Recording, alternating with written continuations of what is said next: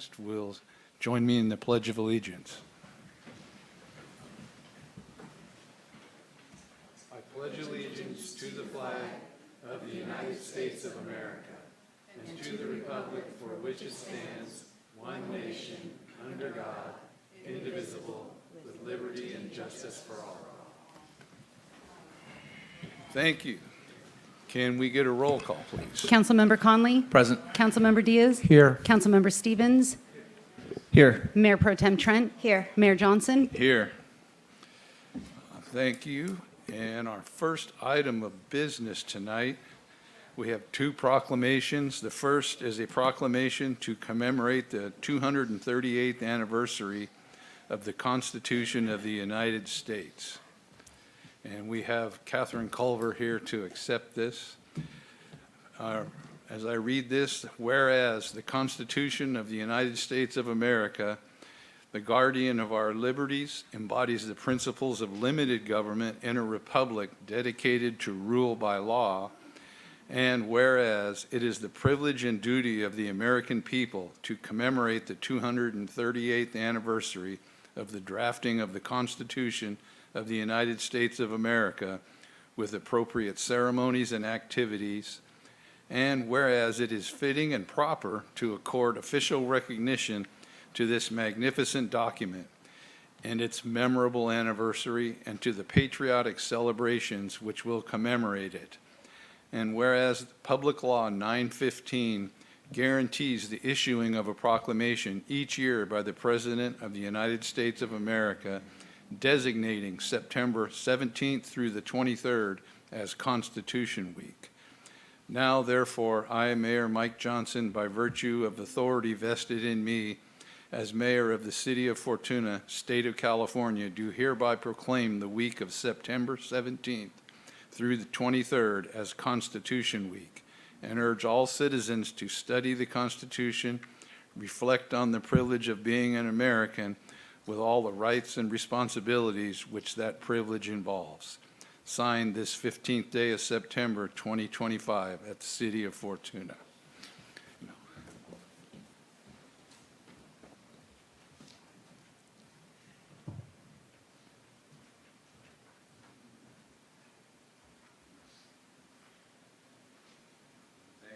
Thank you very much. Appreciate it. I'm Catherine Culver, 1150 Vista Drive, Fortuna.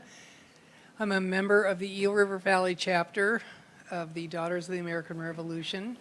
I would like to thank the mayor and the council for issuing this proclamation. It's a time to remind ourselves that the Constitution is not a political document.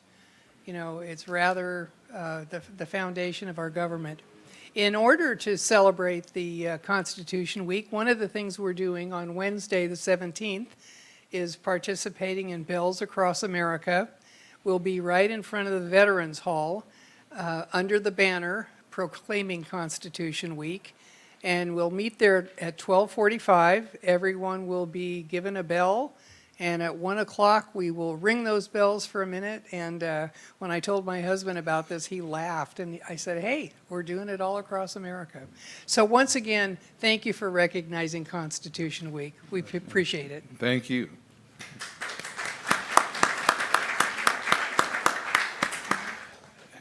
And now, Kyle Conley is going to read a proclamation for PACE Month. Thank you. In recognition of Redwood Coast National PACE Month, September 2025, whereas the elderly population in Humboldt County is growing rapidly with a significant impact on health care needs and cost, and whereas the program of all-inclusive care for the elderly, PACE, is a fully integrated, comprehensive model of care that allows for older adults who qualify for a nursing home level of care to continue living safely and independently in their homes and communities, and whereas participants enrolled in PACE receive all Medicare and Medicaid covered services along with additional support such as rehabilitation, transportation, nutrition, social engagement, and family caregiver assistance that promote overall health and well-being, and whereas PACE programs assume full financial responsibility for participants, medical care, and related services, including hospitalizations and long-term through capitated payments from Medicare and Medicaid, thereby helping to control costs for the state while improving quality of care. And whereas Redwood Coast PACE, a program of the Humboldt Senior Resource Center, has served more than 650 older adults in Humboldt County, with currently 369 adults enrolled, with centers located in Fortuna, Eureka, and now Arcata, providing a trusted local resource for families and seniors alike. And whereas Redwood Coast PACE celebrates 11 years, with the Humboldt Senior Resource Center being the only rural PACE in California and considered the most successful PACE program in the country. And whereas PACE has consistently demonstrated improved health outcomes, greater participant satisfaction, and enhanced quality of life for older adults while supporting families and strengthening communities. Now therefore, I, Mayor Mike Johnson, by virtue of authority vested in me as mayor of the city of Fortuna, state of California, do here proclaim September 25 as National PACE Month of the city of Fortuna, and I encourage all citizens to recognize the importance of Redwood Coast PACE, a program of the Humboldt Senior Resource Center, ensuring dignity, independence, and qualified care for the community of seniors. Signed this 15th day of September 2025 at the city of Fortuna. And I believe there's a Jennifer Mascom and a Melissa Heuven here to accept this.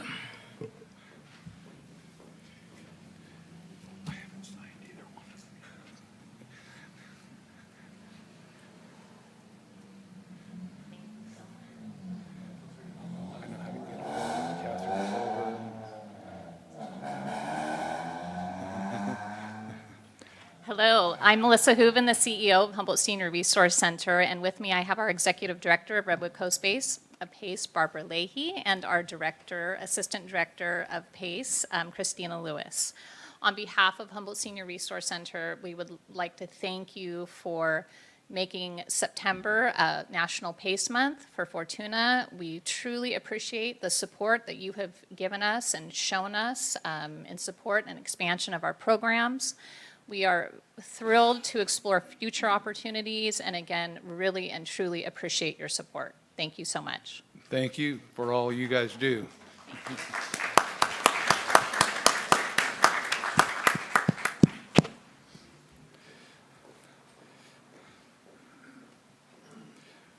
All right. And at this time, we have an introduction of a new employee, Hannah Vitello.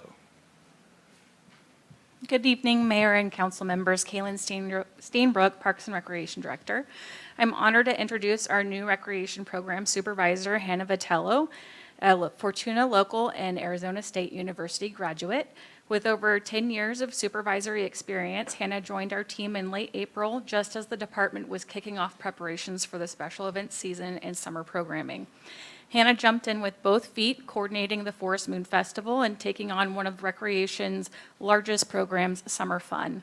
From day one, she was building rapport with staff, evaluating programs, and implementing necessary changes. Hannah is a quick learner who takes great pride in her work. She brings big dreams and bold ideas to her programs, always with the community in mind. In just 5 months, she has already made a remarkable impact, and I'm incredibly proud of what she's accomplished.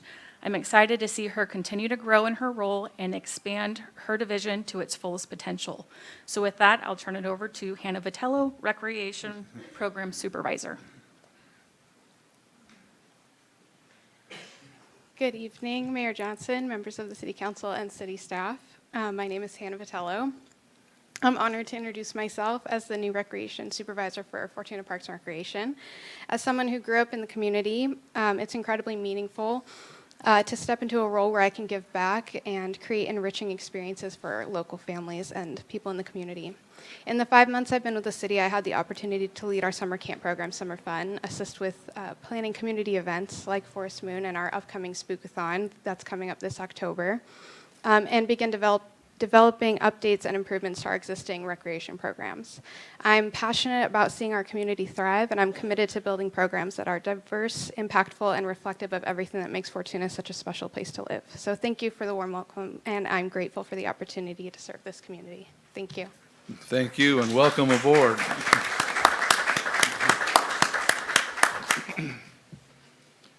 Okay, we come now to our consent calendar.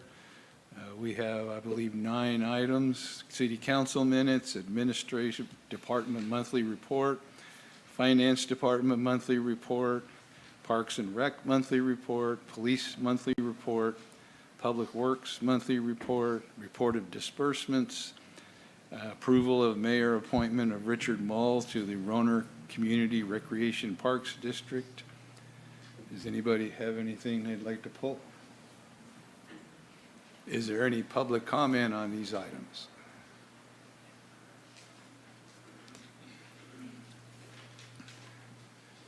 Good evening, Honorable Mayor and Council. Justin Primafori, Fortuna Police Employees Association. I'd like to make a comment on F, the Police Department monthly report. There's some information in there, or not in there, that I think you guys should be aware of. So I'm going to read off some dates and numbers to put some things in perspective. So 6/29, June 29th through July 12th, 383.25.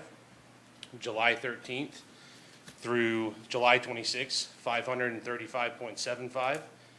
July 27th to August 9th, 415.25. August 10th through August 23rd, 432.25. August 24th through September 6th, 370.25. That's a total of 2,136.75 hours of overtime that the members of the Fortuna Police Employees Association have worked in 10 weeks. Approximately 90% of that is covered by sworn officers, which currently we have 10 on full-time patrol that aren't on training. That's an average of 384.5 hours per pay period, which averages out to about 38.4 hours per employee per pay period. The reason I bring this to your attention is because we need to address this issue. I know things are being talked about with the budget and, you know, future tax measures and stuff, but we're not going to be able to sustain this. This is an unprecedented amount of hours our families suffer, and we're not doing anything extra. This is just to cover the basic needs of the city. So I will continue to get up here and read the totals of our hours. I can tell you that this pay period is not going to be pretty good because I'm already working 75 hours of overtime in 2 weeks. So, and there's other employees that are working 40 plus. We have training, people are sick. We need to figure out a way to get people here and get them to stay so we can not have to work these many hours. So if you want to talk to me individually, city manager, chief, they have my phone number. I would gladly talk to you guys, and we can discuss some potential opportunities in the future. Thank you. Thank you. Mayor, And- may I make a public comment following that? Yes. Thank you. To Justin Primafori, our association president's comments, they are accurate. They are part of our staffing crisis. We do have mandated overtime. You know, I've been here since 1998, and it's the first time we've ever had to do that. I do have a couple comments that are associated. It's not sustainable. That is a very accurate statement. That's why we're looking at the revenue generation and these other issues, that it's very important. The impact does affect us. But he's right. If we don't get our numbers up, we're not going to be able to sustain at the level we are. So staffing impacts services, response times, proactive patrol, our ability to do community policing. It may come down to the fact that we may have to reduce the quality of our policing services and the quality of life in Fortuna. That may be something we have to look at. I don't want to see that happen, because I haven't seen that happen throughout my whole career, but they're carrying a lot of weight on their backs. You know, as I said, the officers carry the weight of public safety. As leaders, we carry the weight of our decisions, our comments, our actions, and they all have impacts, and I hope that we take what he said very seriously. Thank you. Thank you. It is something to be aware of. Any other public comment on the consent calendar? We'll close public comment. Do we have a motion? Make a motion to approve the consent calendar. Second. Have a motion and a second. All in favor? Aye. Opposed? None. Thank you.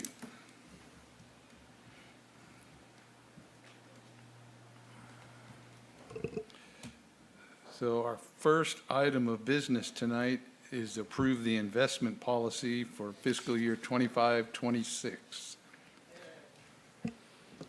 Yes, good evening, Honorable Mayor and City Council. So before you is the investment policy for fiscal year 25-26. As a way of background, the purpose of the investment policy is to establish cash management and investment guidelines for the city treasurer, who is responsible for the administration of the City of Fortuna investment program.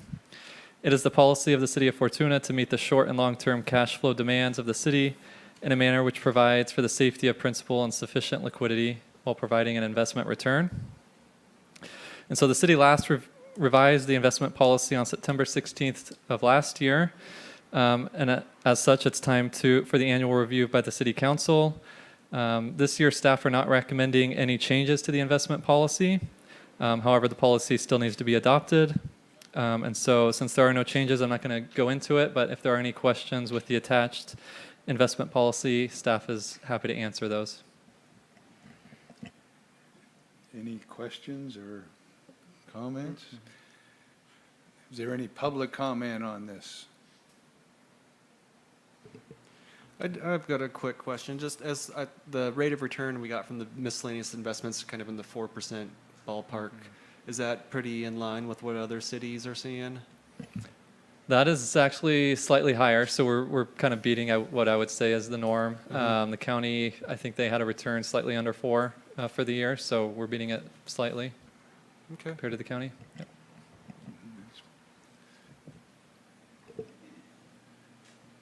Well, can we get a motion on this item? I'll make a motion to adopt Resolution 2025-24 and read by title only. A second. We have a motion and a second. Resolution 2025-24, a resolution of the City Council of the City of Fortuna approving the investment policy for fiscal year 2025-26. Councilmember Conley? Aye. Councilmember Diaz? Aye. Councilmember Stevens? Aye. Mayor Pro Tem Trent? Yes. Mayor Johnson? Yes. All right, thank you again. And now we have selection of the preferred design alternative for Kenmar and Ross Hill Road intersection. And, Good evening. Staff report? Yes, sir. Honorable Mayor, City Council, this may be a bit of a deja vu for you because you did see this back on April 7th when previous Public Works Director Brendan Bird brought forward the PSR for the Kenmar Ross Hill Road project, which went through a lot of the alternatives. The council did not select a preferred alternative at the time, so this is kind of the next step of selecting that preferred alternative and directing staff to move forward with pursuing the next steps in the development process for that intersection. So, can I get it on here? Next slide, please.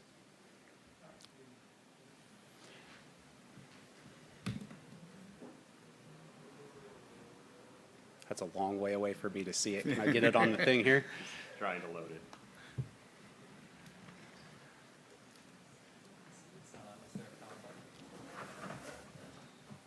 I'm new to the technological part of the dais here, so.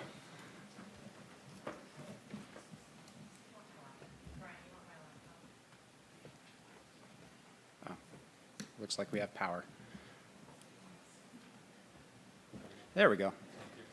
Sorry for the technical difficulties there. So the project purpose and need, again, just reviewing that, just a quick synopsis. The Kenmar-Ross Hill Road intersection is downstream of the interchange project at Kenmar. That project is proceeding towards 60% designs. We're currently in the back and forth process with Caltrans to approve the initial 30% design set. We've collected all of those and we're moving on.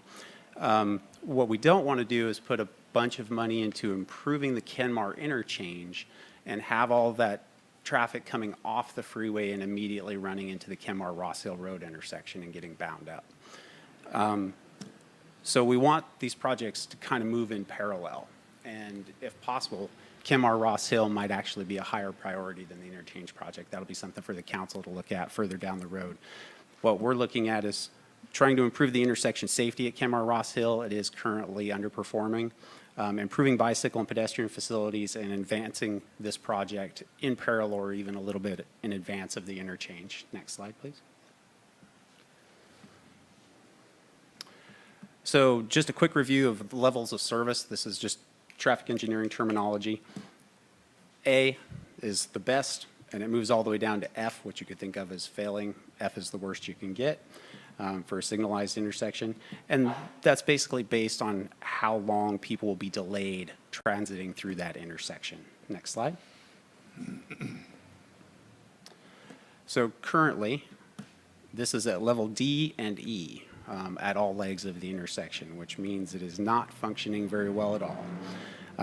The city's general plan has a minimum level of service target as CD, so this is below our general plan level of service target, and that is all legs of the intersection. Next slide, please. So each leg has its own sort of different constraints, whether it's AM queuing exceeding the available storage or PM queuing exceeding the available storage. The intersection as a whole is not currently performing to standard. Next slide, please. You have a whole bunch of stuff going on there, as anybody who's driven through that intersection knows, especially at the wrong time of day. There's some confusing lane merges. There's a lot of traffic coming from different sections. There's some signals that are trying to merge traffic from different directions and keep everything moving smoothly. When traffic volumes are high, that whole system kind of breaks down. Next slide. And there's also a lack of bicycle and pedestrian facilities at the Kemar interchange, or not at the interchange, but at Kemar Ross Hill. Next slide. So there were three alternatives, and these will look a little bit familiar, but the first one, we had different terminology in the last one. We'll just call it a signalized intersection retrofit. It's basically taking the existing intersection, re-signalizing it a little bit, adding to it a little bit, and trying to sort of get by with mostly what we have with a few improvements. The second one would be a new signalized intersection. That would be a complete rebuild of the intersection, adding additional lanes, turn lanes, and signalizing the entire intersection. The third would be a roundabout, very similar to the designs that we're proceeding with for both 12th Street and the Kenmar interchange. Next slide. So just a quick overview of the first option, which is the signal retrofit. This would bring on an additional lane coming into town on eastbound Kenmar Road, eliminating the Kenmar slip lane. So you can see that's that little curved part at the top there that would go away. Adding an eastbound Kenmar bike lane and sidewalk, and extending southbound Boulevard left turn pocket, and modifying the signal timing and phasing to try to optimize the performance of the intersection. Next slide. The numbers here, there's a lot of numbers. Really, the important part is seeing if the numbers exceed at the bottom there, whether the 95th percentile queue is exceeding the available storage. There's only one instance there where it does. So it helps maintain a level of service standard for longer, and it keeps vehicle queues on all legs within the available storage pretty much. Next slide. So this would be the new complete rebuild of the intersection as a signalized intersection, which would include southbound Ross Hill Road lane before the eventual lane merge, additional northbound Ross Hill Road left turn lane, additional westbound Kenmar lane to separate all turn movements, and bicycle facilities for all routes. So that's a significant increase in the overall construction level of the intersection. Next slide. And then here you can see that it keeps the vehicle queuing on all legs within available storage for the most part. There is one there on the southbound right that would exceed at build out. Next slide. The last option is the roundabout. This was considered the maximum build option, these last two. This alternative includes conversion of the entire intersection to a roundabout, very similar to what's going on with both the 12th Street design and the Kenmar Road interchange design. So you can imagine coming off the freeway at Kenmar, you get off at the interchange, you go through a roundabout, you come out of that, you go about 1,000 feet, you go through another roundabout, and you're in town. This would have a single lane for the southbound Boulevard and Ross Hill, eastbound and westbound Kenmar Road, 2 lanes for northbound Kenmar. So it is a sort of a partial multi-lane roundabout, and bicycle pedestrian connectivity improvement on all legs of the roundabout. Next slide, please. Just because of the way roundabouts work, the throughput of a roundabout is just really, really high compared to a signalized intersection. And the queuing performance for the roundabout alternative is a level of service A. It's the best possible level of service under any conditions. So really, in terms of being able to stand up to additional development pressure, assuming the mill site developed with some high-intensity uses or other areas of town developed with high-trip generation uses, the roundabout is the longest life option of the 3. It will continue to perform under all circumstances that we could foresee. Next slide, please. So this is just a quick summary of the whole thing. So the first option, the signal retrofit, estimated cost for that was about $2.9 million. This was as of April. The average level of service would put it in that C to D, so it's still not great. It does address some of the queuing issues. It does have some benefits in terms of safety.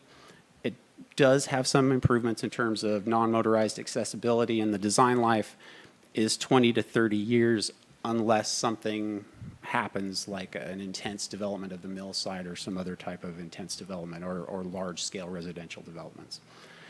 The second option, the new signalized intersection option, came in at about $12.6 million, so it is the most expensive option, is to rebuild the intersection as a signalized intersection. It doesn't get you a whole lot of benefit in terms of the level of service. It still lands at a level of service C. Has some improvement in the queuing distances, has good improvements in the safety aspect, and has some good improvements for bicycles and pedestrians, and has an estimated design life of 30 to 50 years. And take those particular life numbers with a grain of salt, because again, they're very dependent on how the city develops over time. The roundabout option came in at about $8.7 million, so it's in the middle there.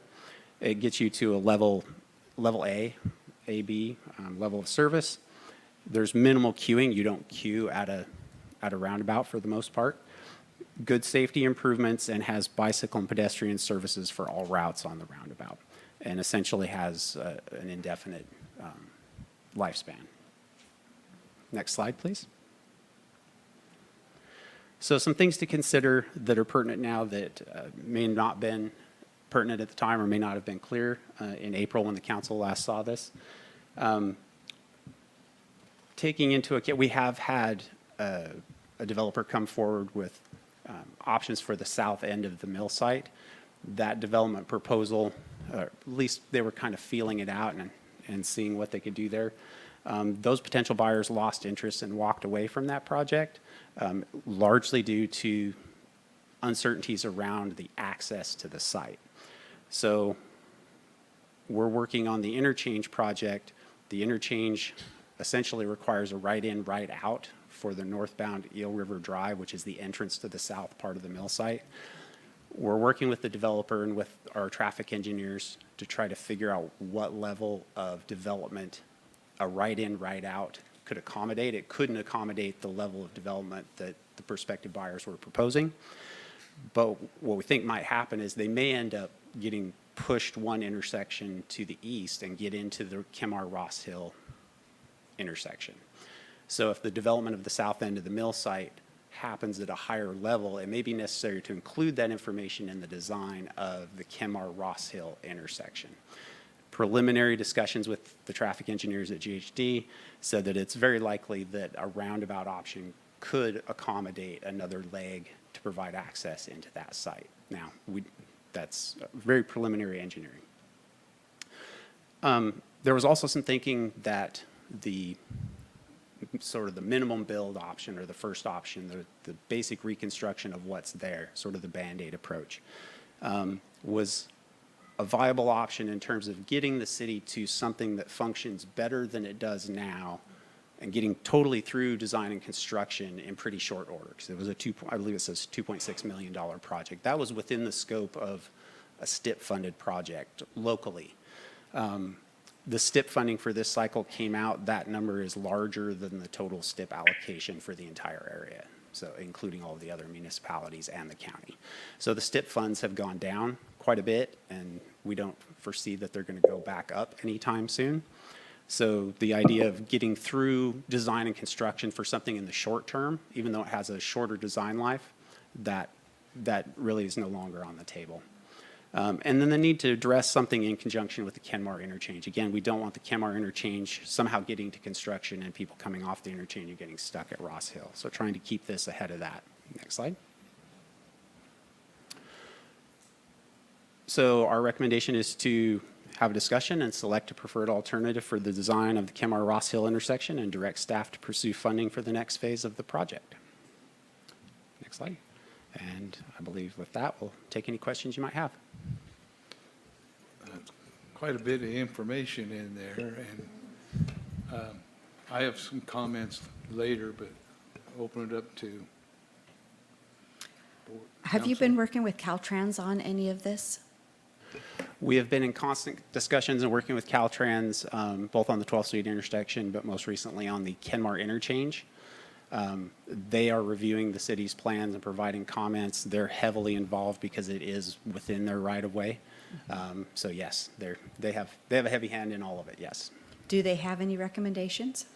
They don't have any recommendations for the Kenmar-Ross Hill intersection because this intersection lies outside of their right-of-way. And we haven't run this past them directly. As long as their intersection functions, I think they're probably fine.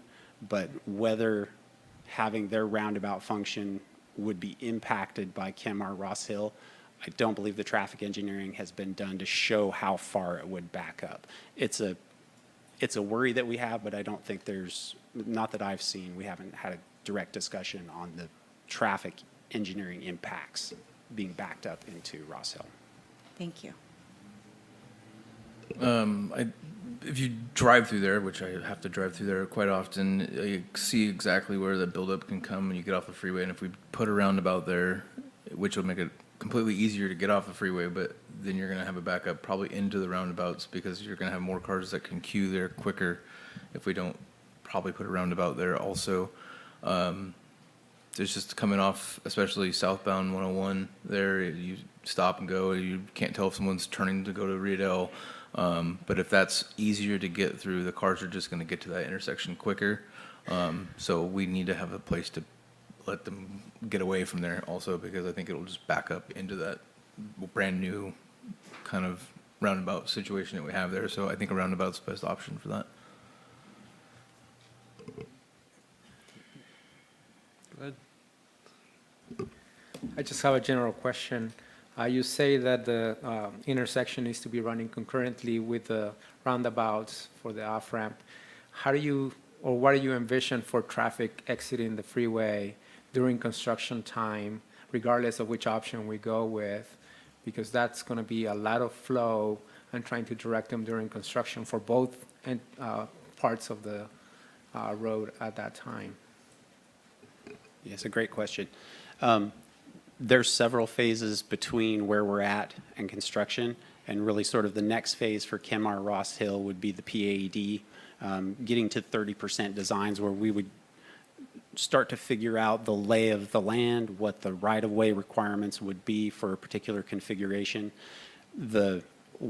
How traffic would be handled during construction would be something that we would definitely work with Caltrans, and that would be much further down the road after we had full construction designs and started talking about how to handle the traffic during that. But it's definitely a good consideration. Do you know, would there be a possibility of reopening the Drake Hill Road access to the northbound 101? I'm going to take a stab at what Caltrans would say and say no, ever. I mean, I can understand not wanting, vehicles to cross, to get to the southbound lane, but if, I don't know, if that was an option, it seems like it might take some of the vehicle pressure off of this, this access point. Only knowing that even they on a had temporary had it. basis, Yeah. people in Campton Heights could go down Drake Hill Road or Eel River Drive.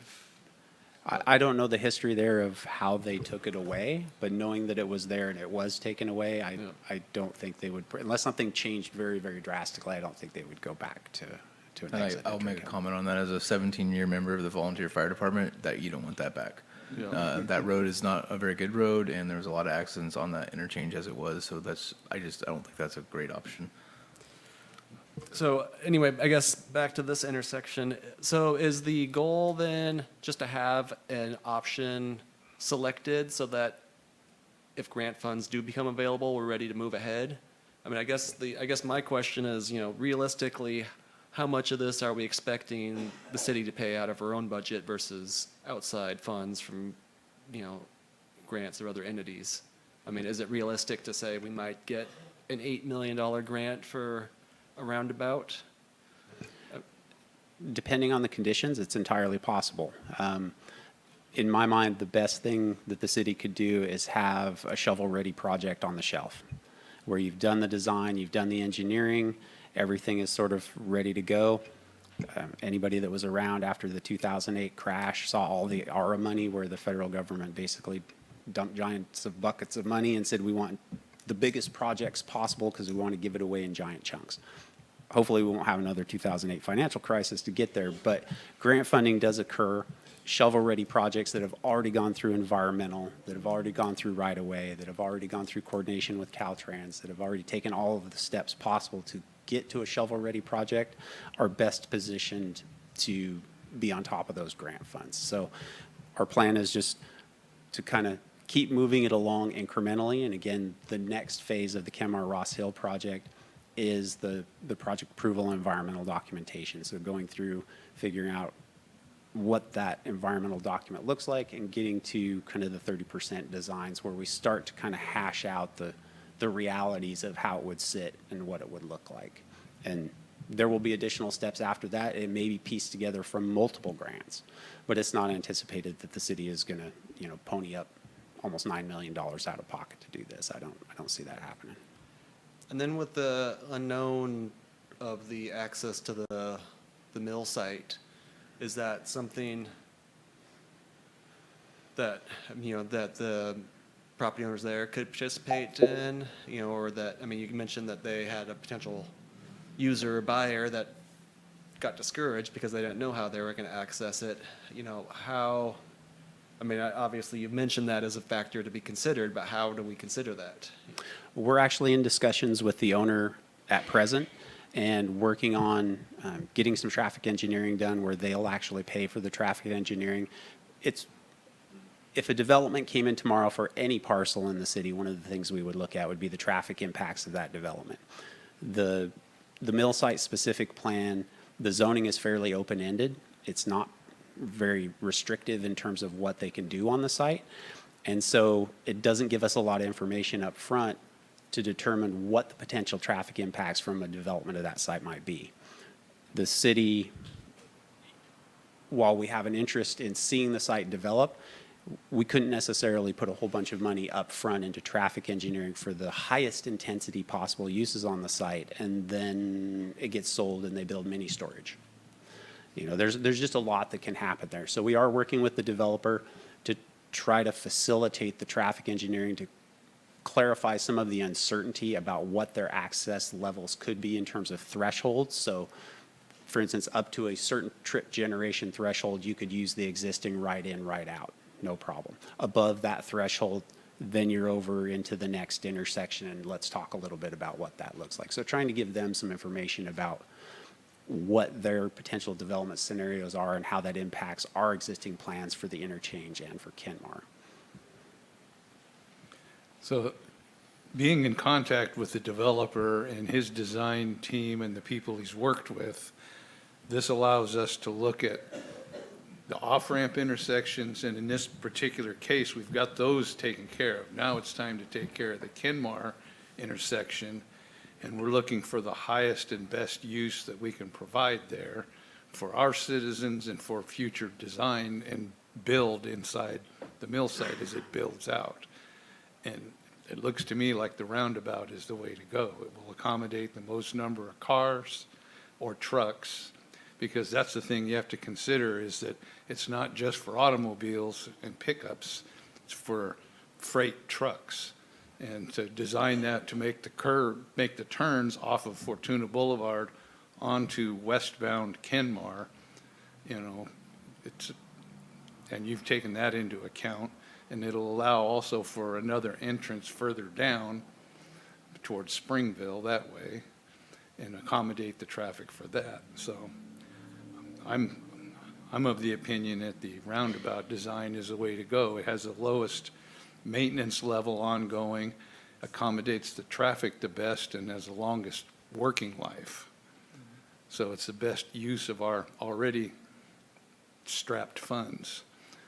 And I have to say that I was in a meeting with Caltrans last week, and a quarterly meeting as part of HCOG, and they were excited to hear that we were at the point where we were going ahead with the project approval and environmental document getting done by the end of the year.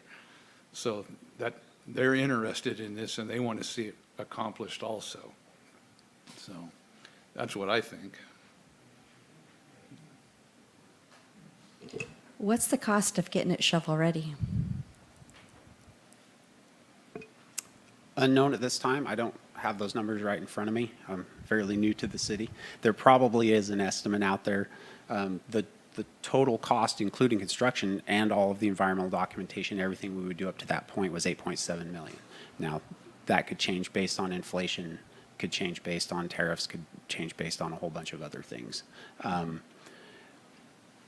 What we kind of look at is, in the short term, what is the next phase going to cost? And those are chunks that are small enough that we can bite them off through the STIP funding. They're on the order of less than $500,000 for the PAED work. So those are more doable projects. And that's kind of the next, where we keep our sights in the short term, is what the next step is going to cost to just keep things progressing forward. Okay. Talking with Assemblyman Rogers, he said that there are grants, and having them shovel-ready definitely is an asset. And city manager has sent him a lot of information on these.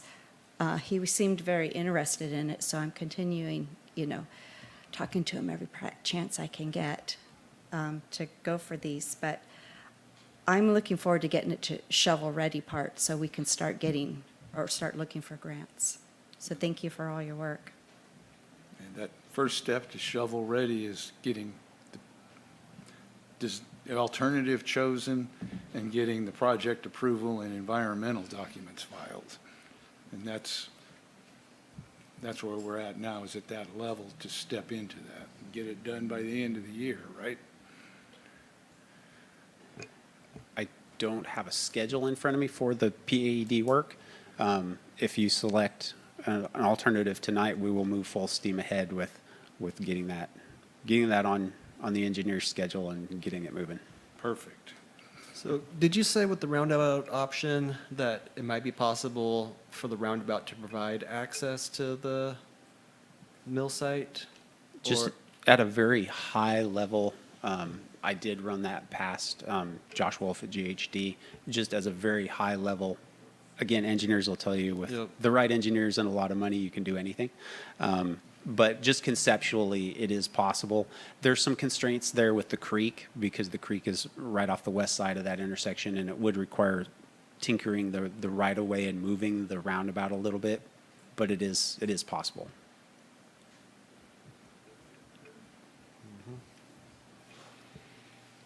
Well, folks, we need to select a preferred alternative and make a motion to direct Mayor, staff. public comment. Yeah. So bear that in mind, but yes. I'll be quick. I know everybody's waiting. My name is Deborah, and I travel through both of those intersections several times a day. And I was sitting here trying to think of how many times I've been stuck out on 101, waiting to get on the Kenmar exit. There's a lot of liability in that, I would believe. I don't know if that's Caltrans or if that would be Fortuna.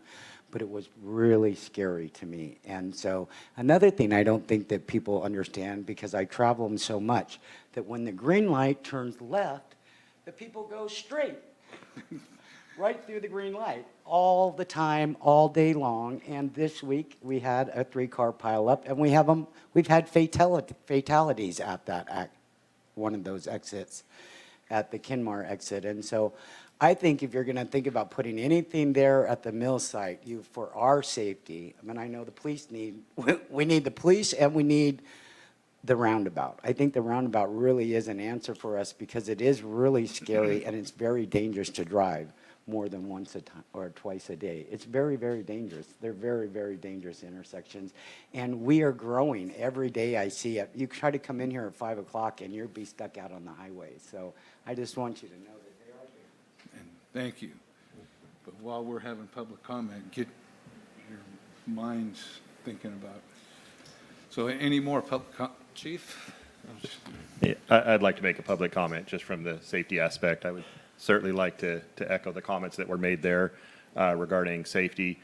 And with a roundabout, I also believe that you will slow traffic into the area of Ross Hill Road. With a steady green light, people pick up speed on the boulevard, and they continue that speed up the hill towards the school, toward the churches. And I do think a roundabout is the safest option for many reasons. Any other public comment on this item? Seeing none. I make a motion that we pursue the roundabout option for the Kenmar-Ross Hill interchange. I'll second that. We have a motion and a second. All in favor? Aye. Opposed? None. Thank you. And thank you for your comments. And now we come to a supplemental budget request for $11,333 for the police department. Chief? Thank you, Mayor and Council. Tonight, we're bringing forth a supplemental budget request for, like as you said, $11,333.85 to pay for the replacement of some outdated computers. We need to address some immediate cybersecurity requirements from the Department of Justice. This item is immediate, a need. Microsoft will stop providing security updates for our current operating system, Windows 10 Pro, on October 1st of this year. The police department uses a system called CLETS. It's California Law Enforcement Telecommunications System. It requires a secure connection.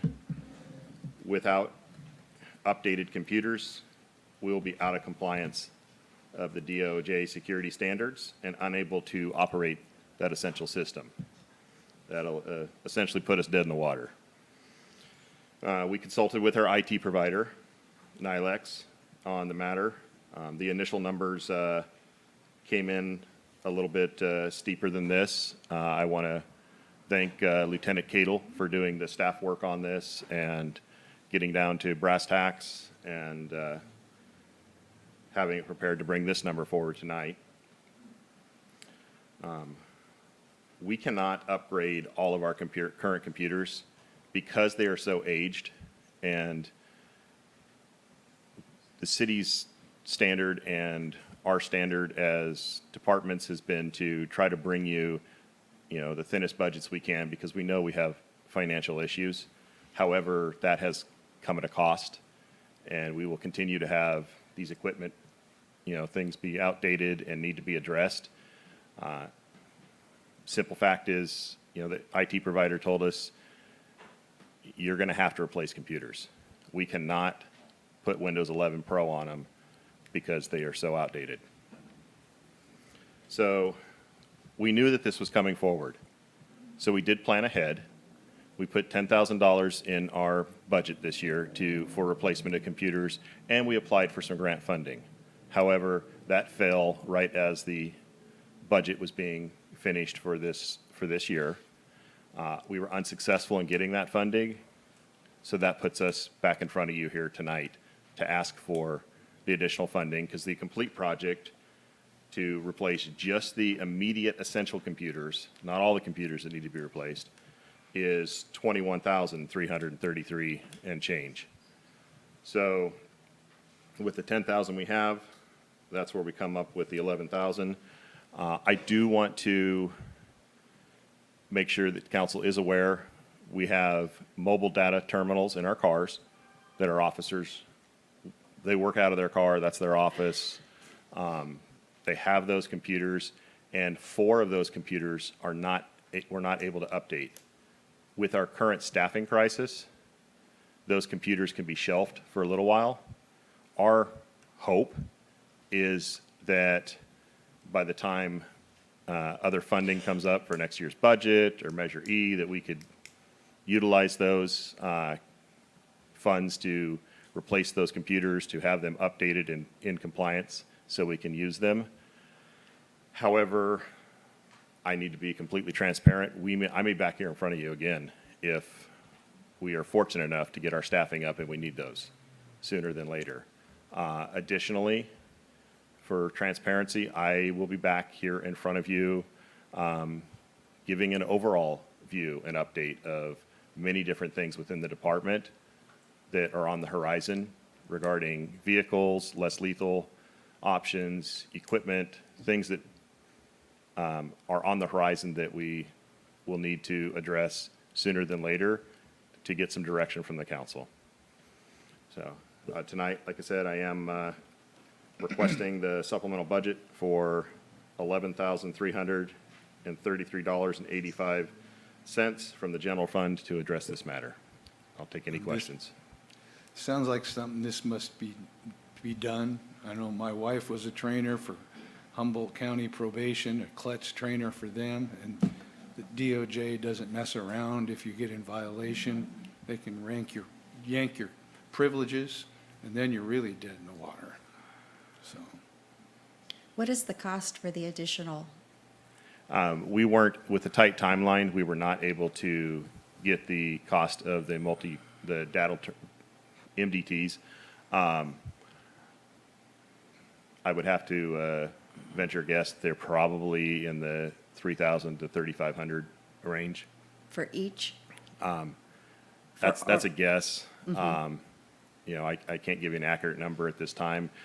We wanted to reach out to CDW and try to get those prices, but with the tight timeline of October 1st and getting this on the agenda, we had to prioritize just the in-house computers that we needed to operate. Are those computers in occupied cars right now? Are they? No, they've been pulled. Yeah, we've been working with NILEX to update the ones that we're able to, and those have been set aside and pulled so that we are not in violation. Okay, Yeah. so, but there are officers in those cars? As of now, no one is currently having to juggle a data terminal.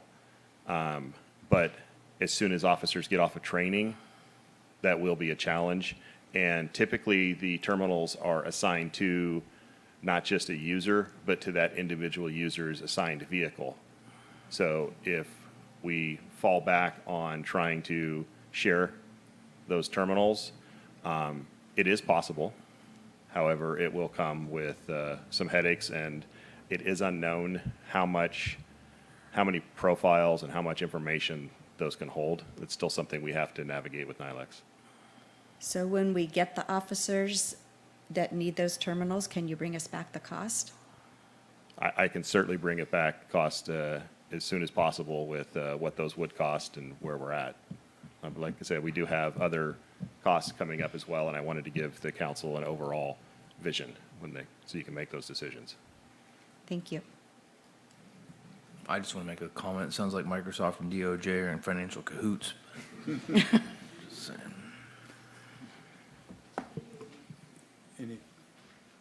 Any public comment on this item? Any second public comment on this item?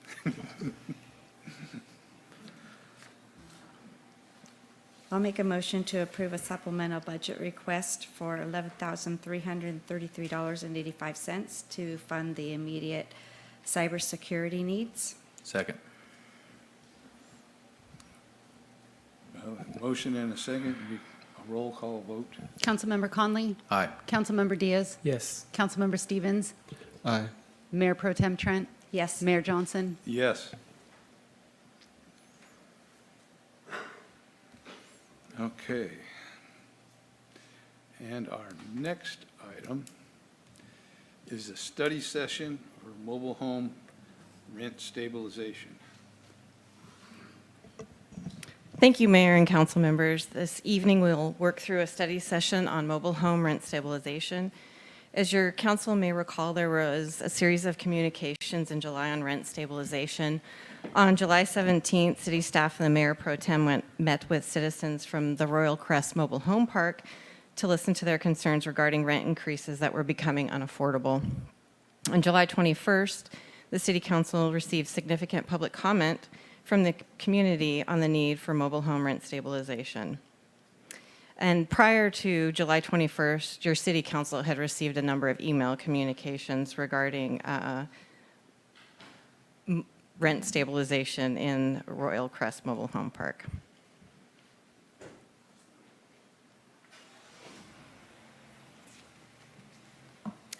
The purpose of this study session is to provide an overview of mobile home rent stabilization options and receive direction from the City Council on next steps. A little background, a mobile home space rent stabilization ordinance applies to mobile home residents who own a mobile home and rent the site in a mobile home park on which a home is placed.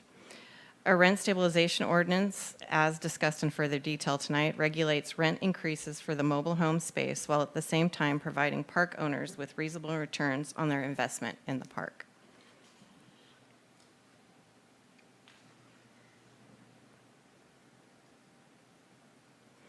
There is already an existing legal framework known as the California Mobile Home Residency Law. California's Mobile Home Residency Law provides specific protections for mobile home park residents due to the immobile nature of their homes. The law mandates a 90-day notice for rent increases and outlines 7 specific reasons for lease termination, including noncompliance with laws, disturbing conduct, and non-payment of rent. It also allows cities to regulate spaces rented before January 1, 1990, with exemptions for long-term leases and non-primary residences. The law does not regulate rent stabilization, leaving that responsibility to local jurisdictions. It is understood that Fortuna's 4 mobile home parks began operating before 1990, making most of the 281 spaces potentially subject to rent stabilization.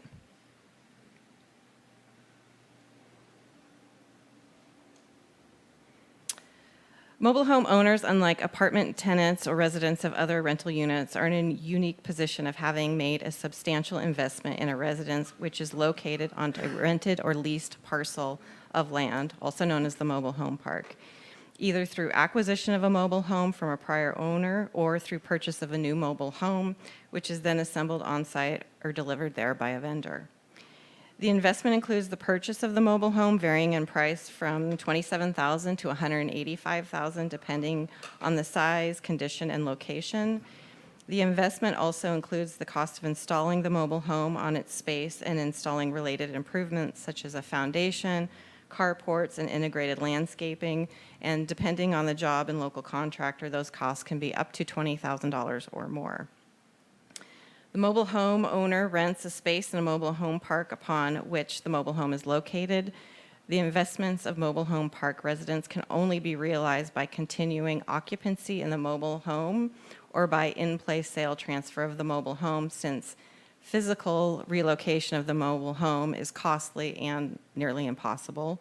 Relocation within other mobile home parks is difficult because there are frequently no vacant spaces in a mobile home park. Park owners generally will not permit older mobile homes to be moved into their parks when they do have vacant spaces.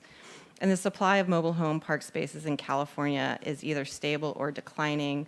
Mobile home park construction in California virtually ceased in the early 1980s as alternative land uses became more profitable. In addition to the substantial investment made by the mobile home owner, which may also require a mortgage payment, rent must be paid for a space in a mobile home park. While space rent is required to continue occupancy, just like an apartment, overall affordability of the housing depends on rent, utility and service charges, and the cost of the mobile home. Due to the unique nature of the mobile home space tenancies, the amount paid for space rent has a direct correlation to the value of the mobile home. As space rents increase, the mobile home will depreciate in value.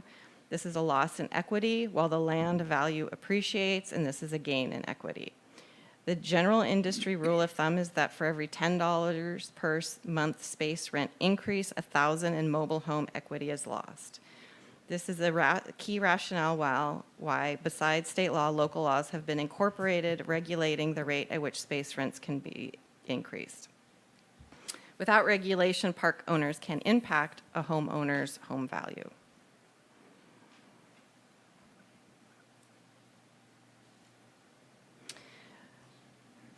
According to the California Department of Housing and Community Development Mobile Home RV Parks database, there are 115 parks in Humboldt County, but only 97 of those parks have mobile home spaces.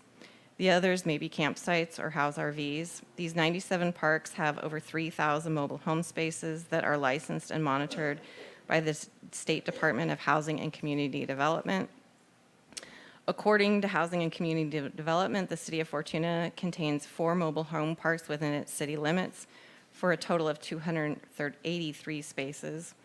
Fortuna's 4 parks, which vary in size from 3 to 205 spaces, are located at 544 Fortuna Boulevard. That one only has 3 spaces. 2432 Newburgh Park, 30 spaces. 365 Fortuna Boulevard, 43 spaces. And 2283 Crest Drive, 205 spaces. Approximately 100 jurisdictions in California have adopted rent stabilization ordinances for mobile home parks. These ordinances typically regulate space rent, tying annual increases to the consumer price index. They often include vacancy control measures to prevent rent hikes during in-place sales, preserving affordability. Park owners retain the right to petition for additional increases to ensure fair returns.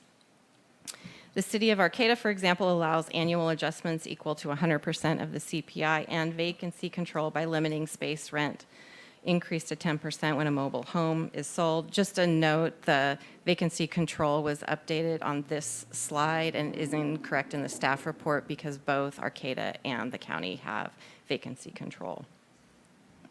In contrast, cities like Eureka, Ferndale, and Fortuna have not adopted such ordinances.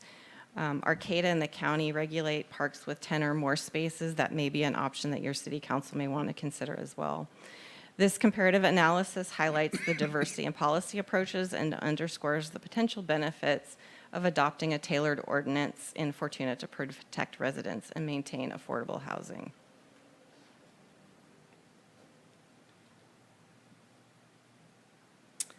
An analysis of rent trends at Royal Crest Mobile Home Estates from 2012 to 2025 reveals the average annual increase is $31 per year, or a 5.34% increase. The highest increase was $60 in 2020, or 9.85%, which is significantly above CPI that year, which was 1.6%. In most years, rent increases exceeded inflation, especially in 2020 and 2019. Cumulative growth in rent rose from $419 in 2012 to $822 in 2025, and those are for the non-view spaces.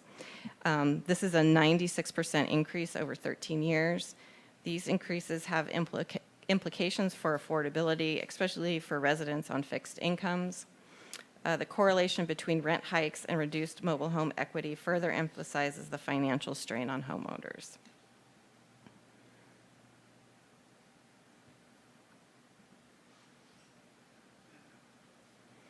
Several options exist, from no action to adopting a rent stabilization ordinance, with varied implications for all of the options.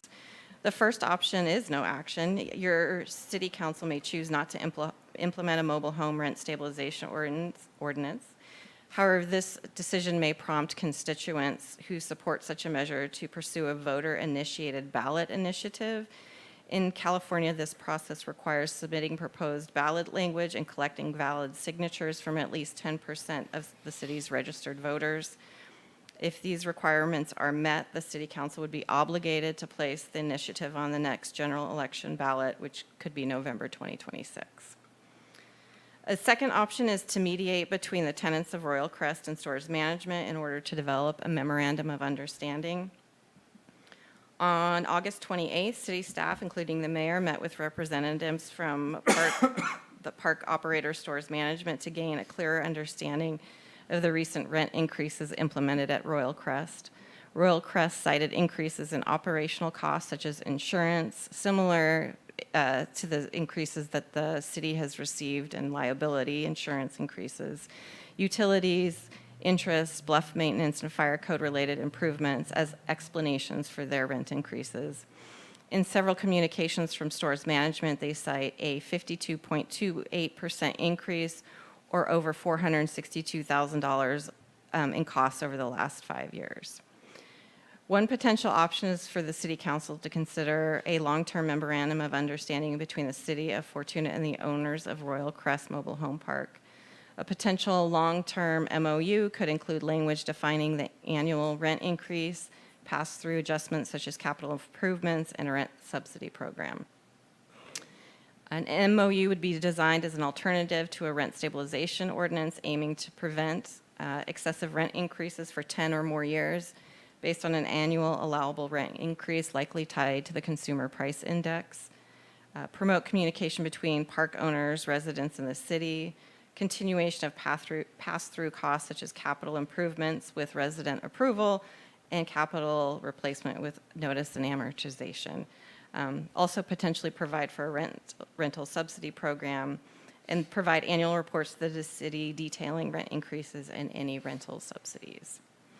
An MOU between the city of Rancho Cordova and its mobile home park owners is attached to the staff report as an example of a potential MOU. Investment in an MOU would be currently budgeted staff time.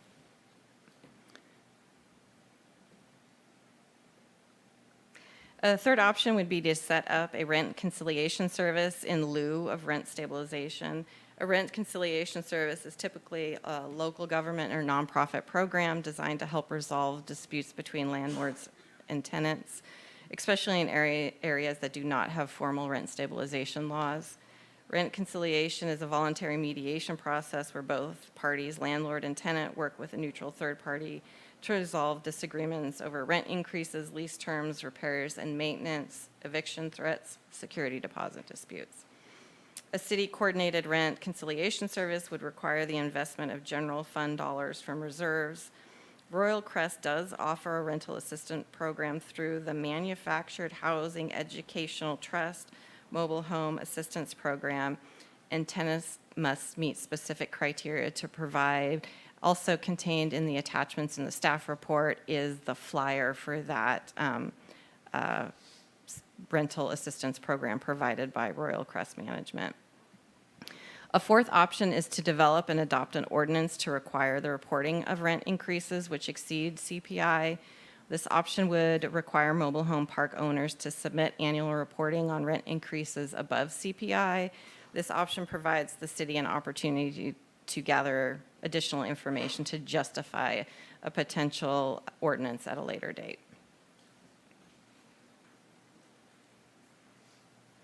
A final option is to develop and adopt a mobile home rent stabilization ordinance.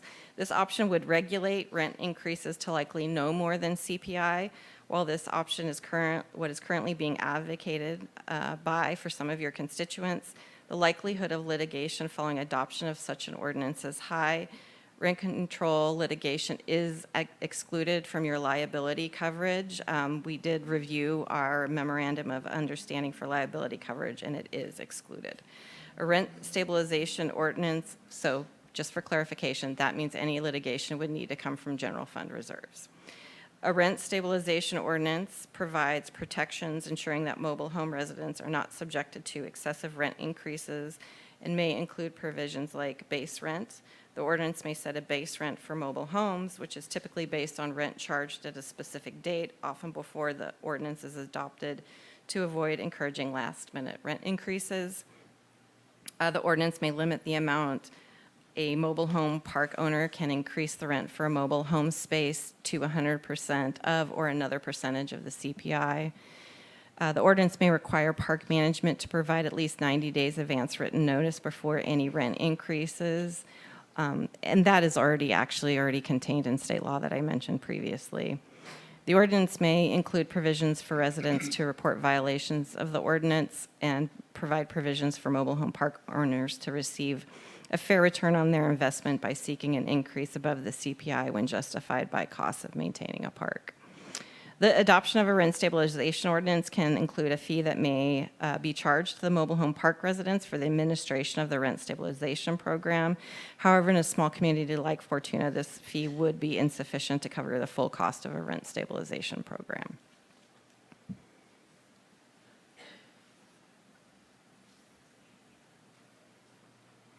So here are the 5 options that I listed for your city council to consider, and this concludes my staff report, and I'd be happy to answer any questions. Again, it's a lot of information there. Is there any council questions, comments? I'll make a comment. I'm very, with the current budget, very fearful of possible litigation that could come down that could make this very expensive for the city. So I would venture to go an option that maybe a MOU that can actually achieve this but keeps the city out from possible litigation issues. And actually an MOU with the park owners, they would waive their right to litigation if an MOU is what is the direction your city council would like to pursue. You mentioned the cost of administrating a rent stabilization, I guess as an ongoing cost. Do you have a very rough ballpark idea of how much that cost might be in staff time or consultant or whatever? Well, what I will say is that there has been a fee of between $10 and $20 spoken about per space, and that's roughly only somewhere between $2,000 and $4,000. So that doesn't get you very far on attorney time or staff time. The Arcata ordinance is included in the staff report, and it does list out a number of responsibilities that, in particular, the city manager is responsible for. And so I would say there's a somewhat significant amount of staff time that would be incurred as a result of a rent stabilization ordinance. I agree with Councilmember Conley that we need to look at what's best for the city and avoid any possible litigation. So I'm leaning towards the MOU, but the only concern that I have for our citizens is that ensuring that the language that we put in there does not only focus on capital improvements and clarifies what is a capital improvement versus an overdue maintenance that hasn't been addressed for many years. Because I know that the water up in that park is not adequate for the firefighting, and that's been overdue for many years. So that is really not a capital improvement, so I don't want to see that cost passed on to the citizens. So we would have to work on that too. I did talk to the fire chief, and they have done a number of improvements recently in terms of improving or meeting the fire code standards. So we can definitely get more clarification and make sure that the long-term maintenance has been addressed. So in an MOU, can you put language in there such as the rent cannot be raised higher than the cost of living, or? Yes, in the example that's in the staff report, there's a cap on the rent, and it's 100% of CPI. So they cannot raise it anything over CPI. It wasn't really in your staff report, but it came in an email and it talked about it, and it's on your report on the table, but it's got the San Francisco CPI. Is that something that we would look at, or would we look at a more nationally CPI? Right now, we've just looked at the San Francisco, the Bay Area, Northern California CPI, and that's typically what I've used. We could explore other CPIs. that's an We're not option. San Francisco when it comes down to cost of living Yeah. issues, so I just caution us using that because it's Sure. completely different. Well, I'm also leaning towards in favor of the MOU approach.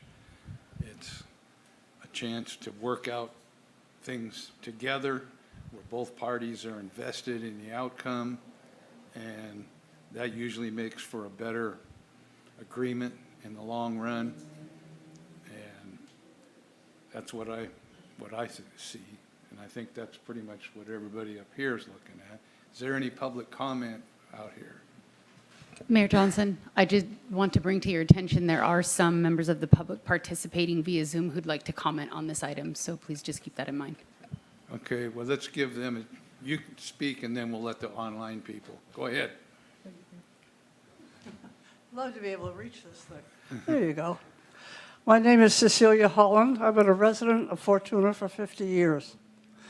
I'm speaking on the subject of two alternatives STORS has presented to a rent stabilization ordinance, namely mediation and conciliation. Mediation and conciliation are voluntary processes which work when both sides have equal power. This is not the case in a tenant-landlord situation. The tenant has no power. The company has it all.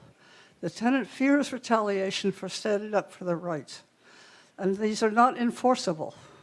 They can't, if they come to a conclusion that STORS doesn't like, STORS can simply ignore them.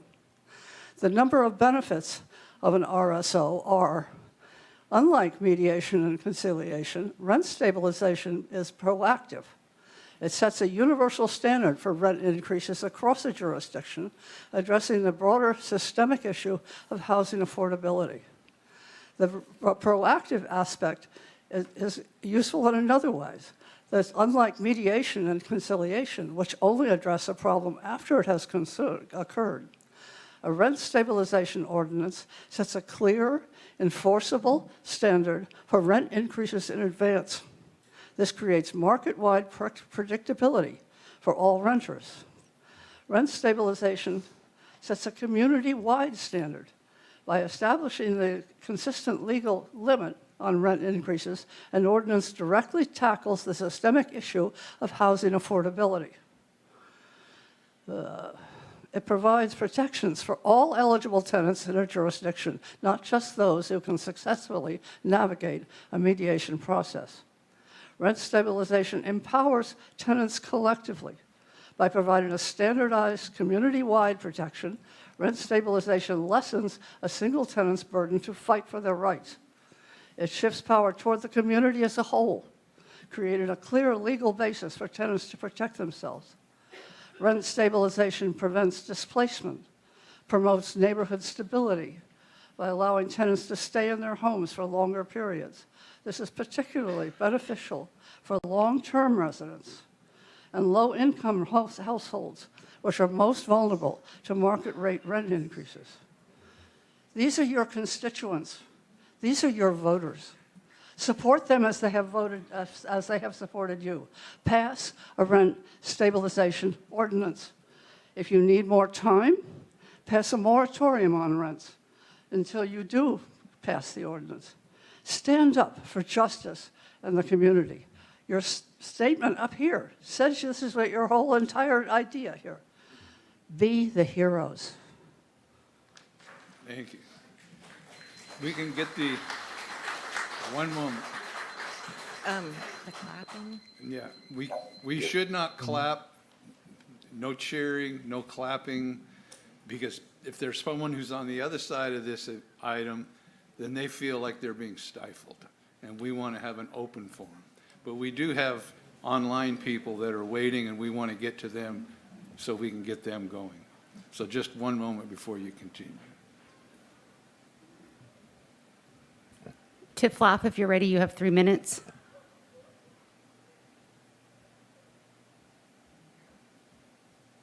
Okay. I just want to say I really hope you guys figure something out that will allow these seniors to stay in their homes. Seniors are the fastest growing population on the streets right now, and it's a miserable place to be. Not a place where anybody belongs, much less seniors. And I think that you'll find that if you end up with a bunch of seniors on your streets, the cost of the city will be far greater to you than whatever it's going to cost to keep them in their homes. That's all. Thank you. Michelle Bushnell, if you have a comment, you have 3 minutes.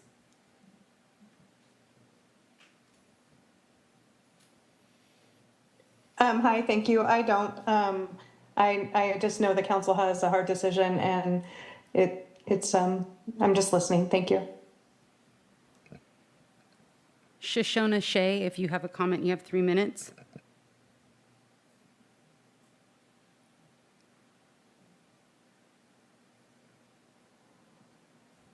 Shoshona.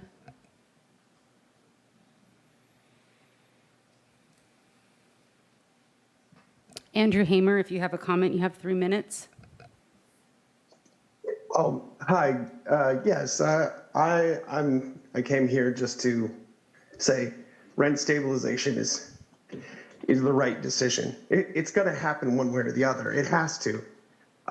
We can't keep pricing out the community from being able to live anywhere. We can't have places to live only with for people that have, considerable means. There has to be a place where people can, grow old and have a place to be.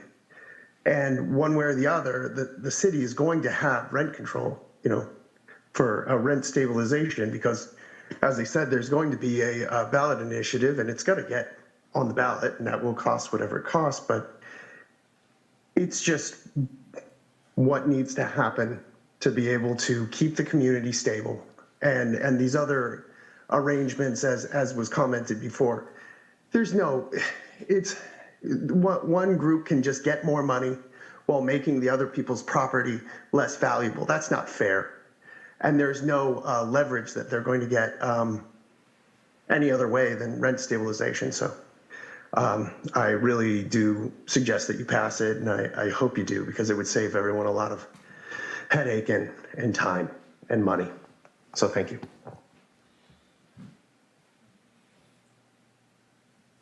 Those are all the Zoom participants. Okay, well, thank you. And you're up. Hi, I'm Hillary Mosier, the Regional Manager for the Golden State Manufactured Homeowners League. I co-wrote Humboldt County's rent stabilization ordinance, which has functioned well for 10 years. You've been asked to enter into an MOU by Royal Crest's attorney instead of an RSO. Here is a list of communities in California with MOUs. There are 4.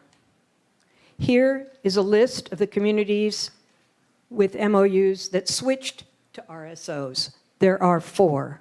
Here is the list of communities with RSOs in the state of California.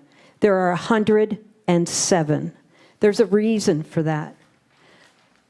The Rancho Cordova MOU Rodriguez has submitted requires tons of staff time, allows for amendments at any time, and includes no inherent enforcement or penalties for violation. It was negotiated by Rodriguez, not park residents who can't afford their own attorney, which Rodriguez exploits to his client's advantage. The city of Fortuna has only 2 MOUs, one with staff, the other with police, with whom they have direct, mutually beneficial relationships based on trust. Rodriguez is asking you to enter into a one-sided MOU of his design. Here's Rodriguez's track record in trust with Fortuna so far. He said that nothing could be further from the truth than stores owning Royal Crest, because Royal Crest LP owns the park. Yet county tax records show that Royal Crest is not owned by Royal Crest LP. It is owned by an affiliate of stores. 2, Rodriguez says Royal Crest has a long-standing rent credit program. It does not. A program that can only cover 10 residents temporarily was offered last week. 3, Rodriguez threatens legal action multiple times. Each case he cites are cases that park owners lost. Stores and affiliates have never initiated legal action against municipalities in the state of California, and 10 of its 30 parks are governed by RSOs. 4, Rodriguez shows how much money was spent on maintaining his client's property, but a lie of omission fails to show how much income his client made during that period, alleging that any increase in park residents' income should go directly into his client's pockets. Would it be in the best interest of the citizens of Fortuna to enter into any agreement on behalf of a non-local, multi-billion-dollar partner who has actively developed a climate of distrust? As for the RSO from the city of Arcata, it contains more important problems, such as the city manager being responsible for all aspects, including adjudication petitions. Your city manager is already overworked and not trained as an unbiased adjudicator. The Humboldt County RSO relies on the California Office of Administrative Hearings, a state agency offering rates that are less than staff overtime. Arcata allows a 10% rent increase on the sale of a home and $100 a month rent increases for capital improvements, as well as legal expense awards paid by non-prevailing residents, rendering the petition process unattainable for low-income residents. We are urging you to enact a proven RSO adapted from your own county.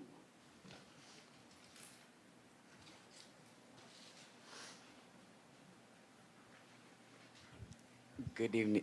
Good evening.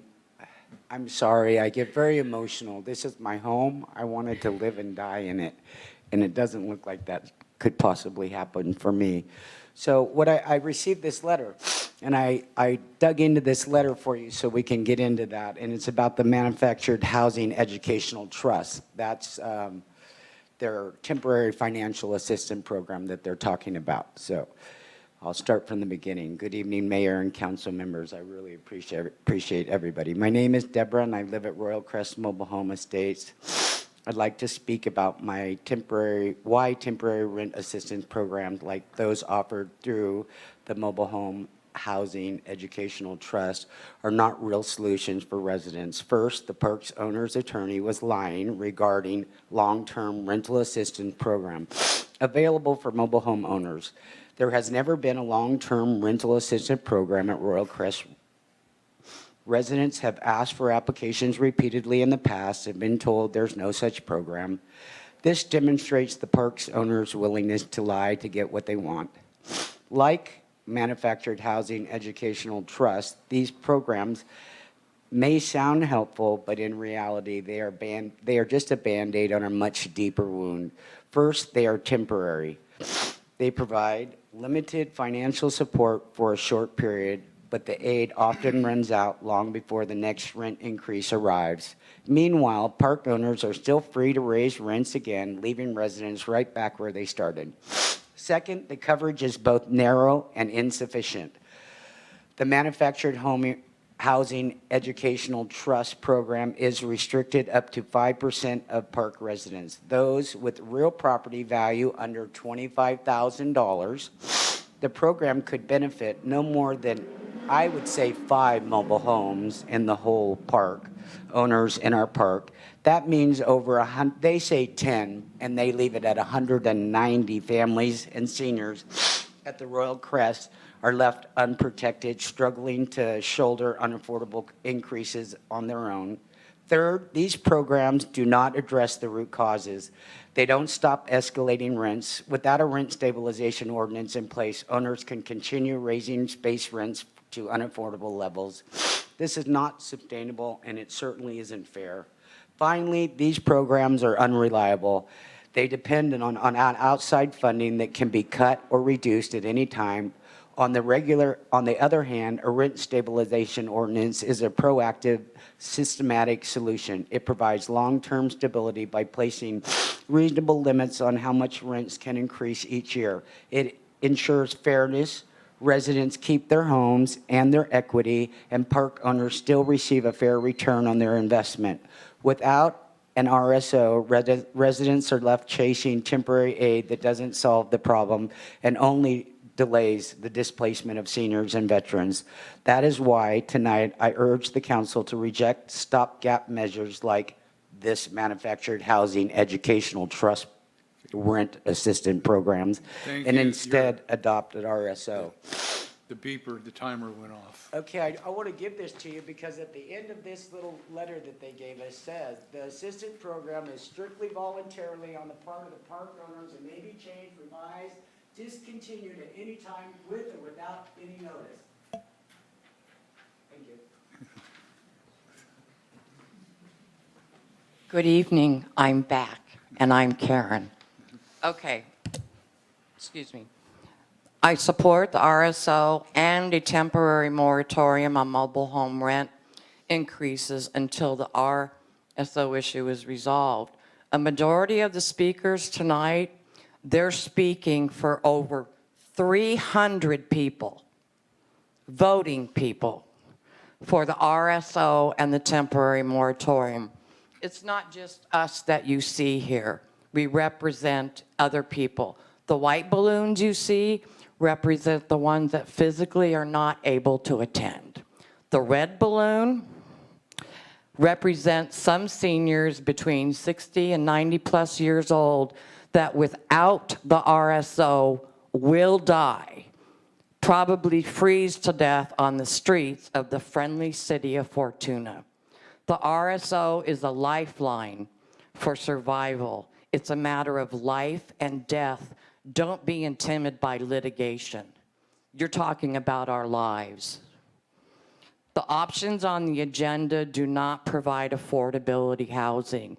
They do not benefit the city's affordable housing inventory or benefit the state requirements. I want to thank Sienna Emmons for coordinating the handicap seating, which, by the way, should have been done all along. We had people not attending and stop attending because they could not get their walkers down the aisles. That's an ADA compliance issue. And then I want to thank the City Council for speaking into your microphones. Thanks.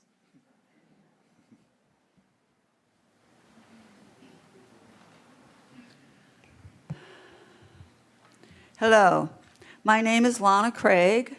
I live at Royal Crest Mobile Home Parks. And first, I want to thank everyone here who is paying attention and listening.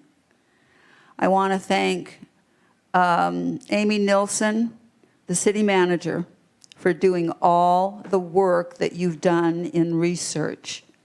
And that is alongside Sienna Emmons, who I know has worked very hard typing, paperwork, research on all of these issues.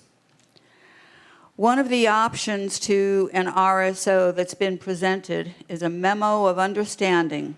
This is something the park owners and stores company would definitely prefer over a rent stabilization ordinance. An MOU is not legally binding, while an RSO would be. The MOU is a voluntary, non-binding agreement that is selective. An MOU does not protect park residents from rent increases. It is inconsistent with limited protections for residents. The RSO is legally binding and includes uniform protection for all park residents, limiting rent increases and unjust evictions. The RSO establishes a system of reporting and a right to petition. This MOU would be overseen by our city manager. It would use an unknown amount of her time and city resources to enforce it.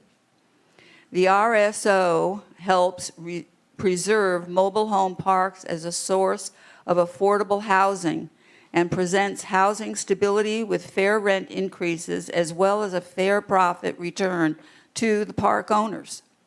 The MOU has no legal power, does not protect affordable housing, and MOU cannot stop unacceptable rent hikes or unjust evictions.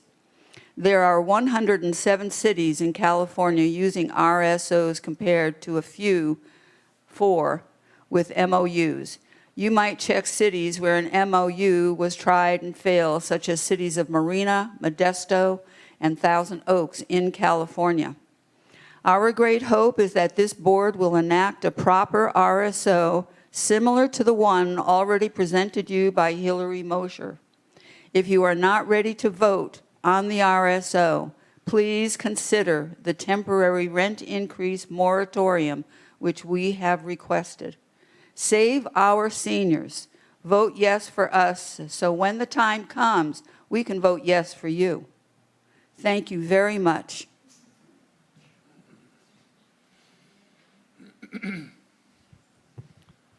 Hi, I'm Andrew DeWitt. I'm here to speak in favor of the residents of Royal Crest in their search for a rent stabilization ordinance. I also support a emergency rent freeze for these folks while we're waiting for that RSO to take place. Also, while that's happening, if safe parking for people who become unhoused in this interim period as well. I'm urging you guys to take the most protective measures that people have showed you themselves, the evidence that I think is very overwhelmingly, convincing. And I feel that if we're worried about stores coming and suing the city, then I fear that stores also owns the city.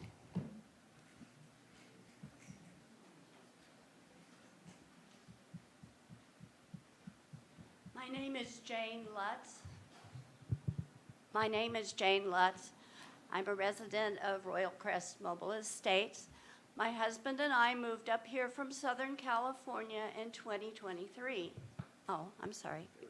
Did you hear what I said before? Okay. So we moved to one of the reasons we moved up here after deciding that a mobile home park would be the best financial choice for us was that in Southern California, where we lived before, the rent in a mobile home park is $1,500 per month. And so when we found a park in Fortuna that the rent was $733 a month, we were delighted. We had no idea that the rent increases would be so enormous every year. It was $45 the first year, $44 the second year. So according to the every $10 of increase results in a $1,000 decrease in the value of the home we live in. We have lost $8,900 of value if we try to sell our home since in the last 2 years. We love our home. We love the park. It's beautiful up there. The people are nice. It's just a lovely, lovely situation. And we have already seen people leave the park because they can no longer afford to live there. I don't want to be one of those people in the future. I truly do not. I really do not want to see anyone else have to leave Royal Crest because it's heartbreaking. It is totally, totally heartbreaking to watch those people move out. So please support the RSO. RSO and the moratorium on a rent increase until this is settled. Thank you so very much.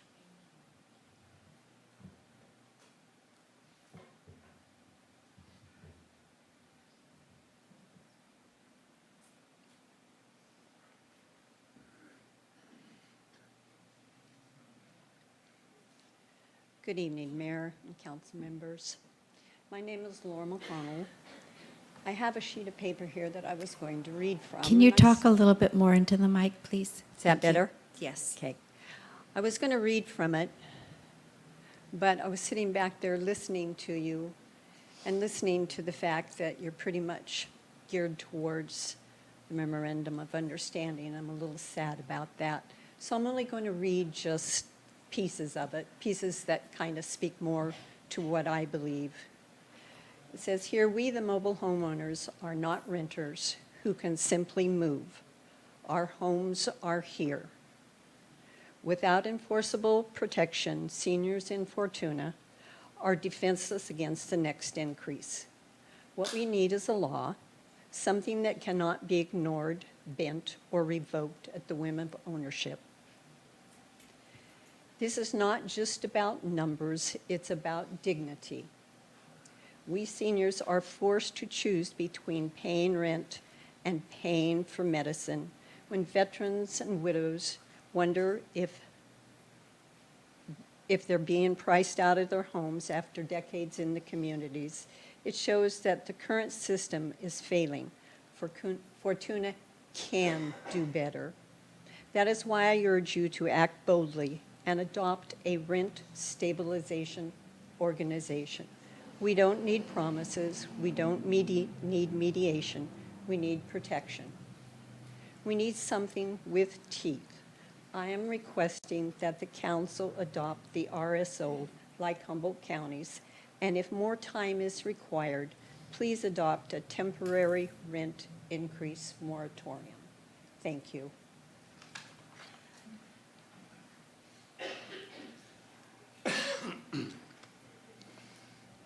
Good evening, Mayor and council members, and thank you for your service to the citizens of Fortuna. My name is Ricardo, and I live at Royal Crest Estates. I am here tonight not only on behalf of myself, but also my neighbors, many of whom are seniors, veterans, and families living on fixed and modest incomes. Tonight, we're asking for a temporary moratorium on rent increases at Royal Crest if you need more time to evaluate the 5 options before you, including an RSO. A short pause is a prudent, time-limited tool that protects seniors and families on fixed incomes from immediate harm while the city does the careful work of crafting long-term rules. Other communities have taken this exact step. In 2023, Sonoma County adopted an urgency ordinance temporarily freezing rent increases in mobile home parks in the unincorporated area while we are having a discussion about the best way to regulate these rents. That moratorium stayed in place until the board finalized updated regulations, creating orderly breathing room for staff analysis and public input. An RSO or any durable alternative you choose can take time. Although you may be able to make a decision for an RSO like Humboldt counties tonight, a moratorium simply keeps conditions stable while the work continues. For Royal Crest's residents, stability during that work is not abstract. It's medicine, it's food, and it's heat. Without a moratorium, sudden increases become new rules, or set could force seniors to choose between basic needs or displacement. A narrowly tailored pause with a clear end date tied to your policy decision is balanced.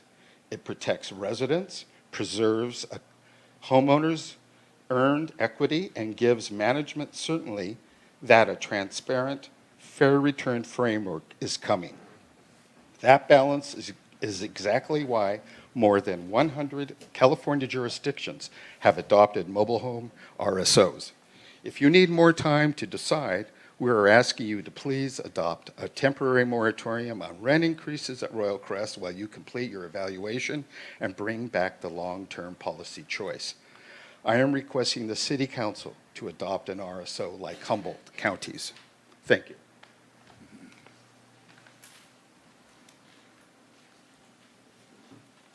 Good evening. My name is Stan Diaz. I'm going on 3 years now to Royal Crest, and I was starting to pay out. I was paying when I first came here $733, excluding utilities, and now it's gone up to $822 rent with utilities. I'm in the mid 900s, excluding, of course, using my heat. Then it goes up to well over 1,000, going on 2,000 in winter. And for those outside mobile home parks, they think it's great what we're paying, but they don't realize that we're on limited funds, that we're on fixed incomes, Social Security, and perhaps a pension or two if we're fortunate. So any substantial raise in rent or utilities can be catastrophic for all of us. I'm asking you members of the City Council to please pass the rent stabilization ordinance for our mobile home park. Thank you. Good evening, Honorable Mayor and Council. My name is Annie Leverton, and I am a homeowner and resident at Royal Crest. Thank you for hearing our request for an RSO and a temporary moratorium. This should be no contest. We are not asking for a mediation or an MOU. Indeed, those proposals were made by stores management, who is desperate to not have a cap put on the rent that they charge. Last year's increase was approximately 6.2%, an absurd amount. We are asking for a Humboldt County rent stabilization ordinance that will not just protect the residents of Royal Crest from exorbitant rents, but all of the current and future park residents in Fortuna. Again, no contest, a no-brainer. I cannot imagine that you would put the welfare of a corporation over the welfare of vulnerable seniors in Fortuna. Thank you.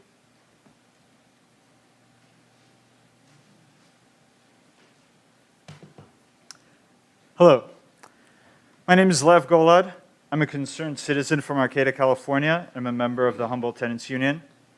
I came down here to support these seniors because I see the connection between what's happening in Fortuna and other communities who are struggling with unaffordable rents across Humboldt County and the rest of the state. While economic issues like land prices and rents are complex, it's clear that greedy, exploitative landlords like stores are part of the problem. That's just common sense. It's equally clear that the folks who live in Royal Crest deserve a fair shake. They've worked hard, many of them are still working, and they deserve a whole lot better than to be hit with arbitrary rent increases and facing the risk of displacement and even homelessness if they can't pay up. Fortuna needs to do right by these seniors, and I urge the council to adopt rent stabilization today. Thank you.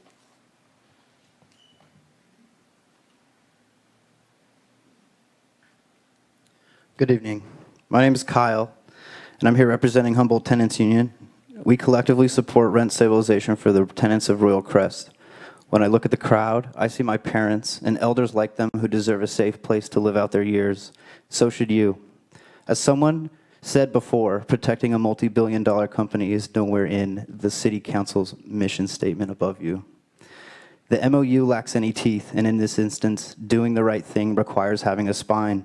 If any of you vote in support of the 4 options besides rent stabilization, my organization and I will fight shoulder to shoulder with the tenants to prevent eviction, and we will campaign against your re-election. You can expect litigation either way. Humboldt Tenants Union has passionate legal representation, and we are here ready and willing to do all that is necessary to ensure that tenants are protected and to allow them to keep their homes. We would like to speak with the residents of the Royal Crest to discuss ways to fight back.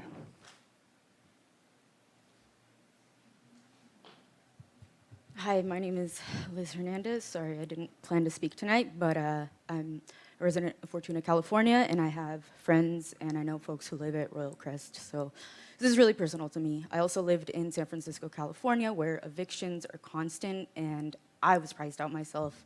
I'm back in Humboldt County, and it's really really scary to see what's happened to rents. And I ask all of you, I wonder if you have kids, do you have family members, do you have elders who also are renters? This is something that is impactful for not just today, but for future generations who will be having to rent one day. And my hope is that we can get this rent stabilization ordinance so that we can have a conversation where folks are still here, not a conversation where half of the community that I grew up with is gone.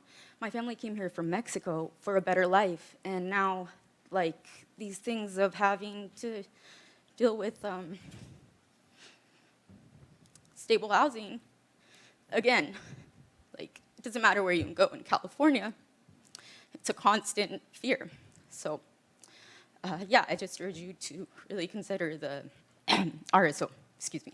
Thank you so much for listening.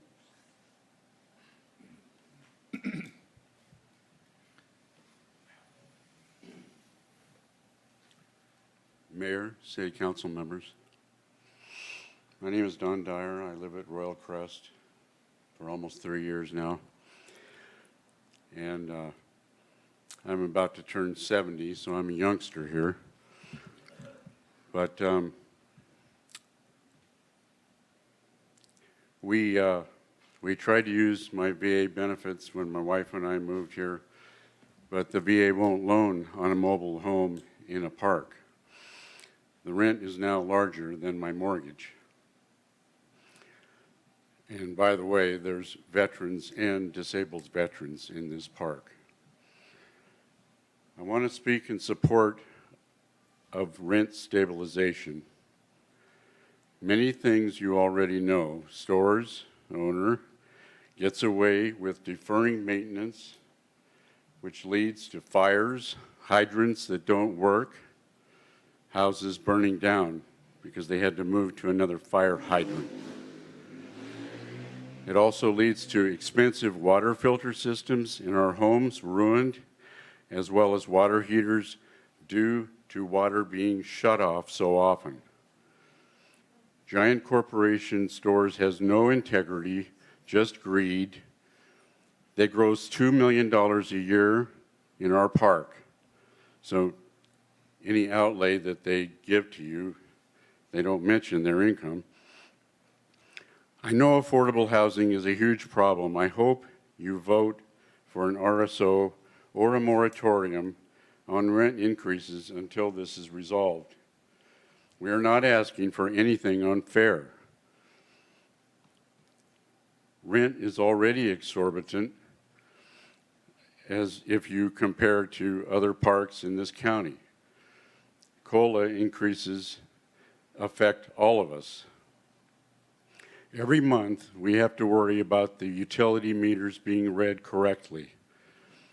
Exorbitant rent increases, lack of real maintenance to water system and utility meters, dubious cliff erosion on Crest Drive, stores, termite houses that they brought in, which I think they got for minimal cost or nothing. They brought them in with termites and rats. The RSO does not financially impact Fortuna, except as the manager noted.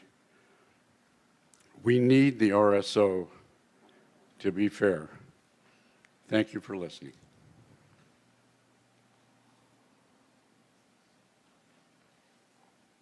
Hello, thank you for listening.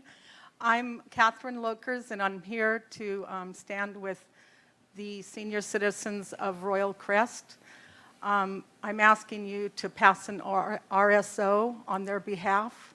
I know many of them right now, it's even unaffordable as it is, and if they keep increasing the cost of rent, they're not going to be able to have a home to live in. And I'm asking you to please stand with them. Do not allow stores to put them on the street. Thank you.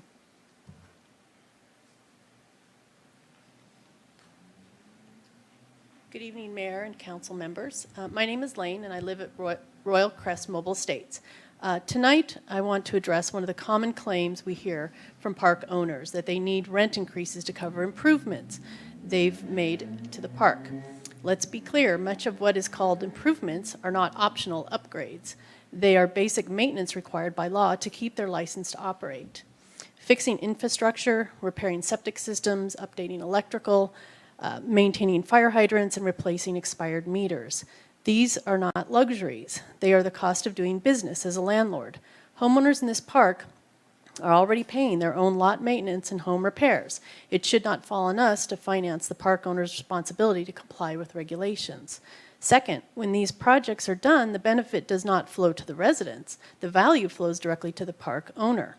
Every dollar spent on resurfacing roads, repairing utilities, or modernizing systems increases the long-term value of their property. Yet it is the homeowners, seniors on fixed incomes, veterans, and working families who are forced to foot the bill through higher rent. We are essentially paying to make someone else's investment more profitable. Third, we must not forget that these same owners purchased parks knowing full well that maintenance and compliance costs are part of ownership. In fact, many of these parks were already under rent stabilization ordinances elsewhere, and yet investors still bought them, which proves they can make a healthy profit while providing stable, affordable housing. This is why we need a rent stabilization ordinance. An RSO prevents park owners from passing along the cost of doing business to residents under the guise of improvements. It ensures fair returns for owners while protecting seniors and families from being priced out of their homes by charges that only serve to enrich landlords. Council members, Fortuna seniors deserve stability, not exploitation. That is why tonight I'm requesting the City Council to adopt an RSO, like Humboldt counties, and if more time is required, to adopt a temporary rent increase moratorium. Thank you.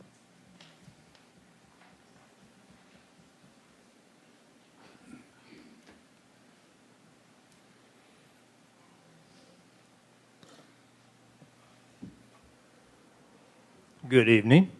My name is Ron Deere. I've lived in Humboldt County my entire life. I'm probably a little older than I look. I'm 74 years old. I moved to Arcata, Sunnybrae, before they had grass, from Crescent City when I was 6 months old. But I still consider myself a longtime Humboldt County resident. I've lived all over the county. I've lived in Fortuna at least 3 different times in this 74-year-old trend. And I remember when I was a kid, growing up, my mom working full-time, single mom, still on welfare, but working full-time. Eventually, she got to where she could have her own rentals and stuff. And back then, in the 60s and 50s, you never raised the rent until someone moved out because the lease for the rent. Anybody remember that? Long-time residents? The lease was that was the lease. This is how much you were going to pay every month. So many of my friends and neighbors here at Royal Crest, they move in thinking that their rent is going to be about the same as it is. Maybe a little teeny bit of an increase. We hear, oh, it's gone up $60. Well, it's $60 a month. Multiply that times 12 for someone that's getting Social Security and maybe a pension. I know people that live at Royal Crest that have been there for like 30 years. When they moved in, it was a hell of a good deal. I mean, and I don't really know the specific history of Royal Crest, but I think it was some really empathetic farmer and his wife that decides, you know what, I want to help out the residents, the seniors and veterans of this place, and we're just going to make this little mobile home place for seniors. It was great until they died, and they had some kids all over the country, the way I understand it, and they just didn't know what to do with it, so they sold it off to the mobile home corporations, stores management, who makes buco dinero, while poor seniors are stuck thinking that they're going to be there till their dying days. And I tell you what's happening is new retirees are moving into the park that think it's a good deal. They don't realize the major rent increases all the time. And then 10 years later, they're in the same boat as the other people who have been here 20 or 30 years. Now, the friendly city of Fortuna that I remember used to be the fog line stop between Ferndale, and I lived in a lot of my teenagers' years, Arcata High 69, in Arcata. Fortuna was sunny Fortuna, known as a friendly city. Then I moved down to a big, huge cattle ranch in southern Humboldt for 30 years, and we'd come up to Fortuna to go to the rodeo, actually auctioned off for county there, cattle from the Anzini Ranch, southern Humboldt, and lived there, and I became a school bus driver for southern Humboldt, retired there. So I have Social Security and my pension to go. So I've got at least maybe 5 good years before at age maybe 80 I have to find another job somewhere and work. I did have a professional driver's license. I could drive anything on asphalt. Last time I worked was for Eureka Trucking. I now have macular degeneration, poor eyesight. My nest egg has been going to my medical stuff, okay? Okay. I So, appreciate your advocation. There's politics, there's profit, and there's people. You make the choice. And I think you'll make the right choice. I think all of you will. Thank you.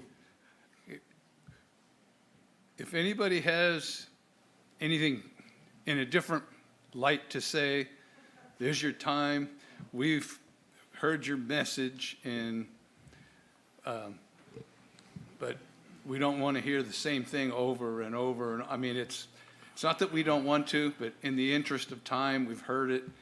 And if anybody has anything different to say, other than that, we will close public comment on this item right now.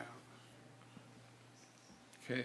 I have a couple questions after this. Can we possibly get Mr. Plotz to look at some case study information on RSOs and present on that in a future meeting?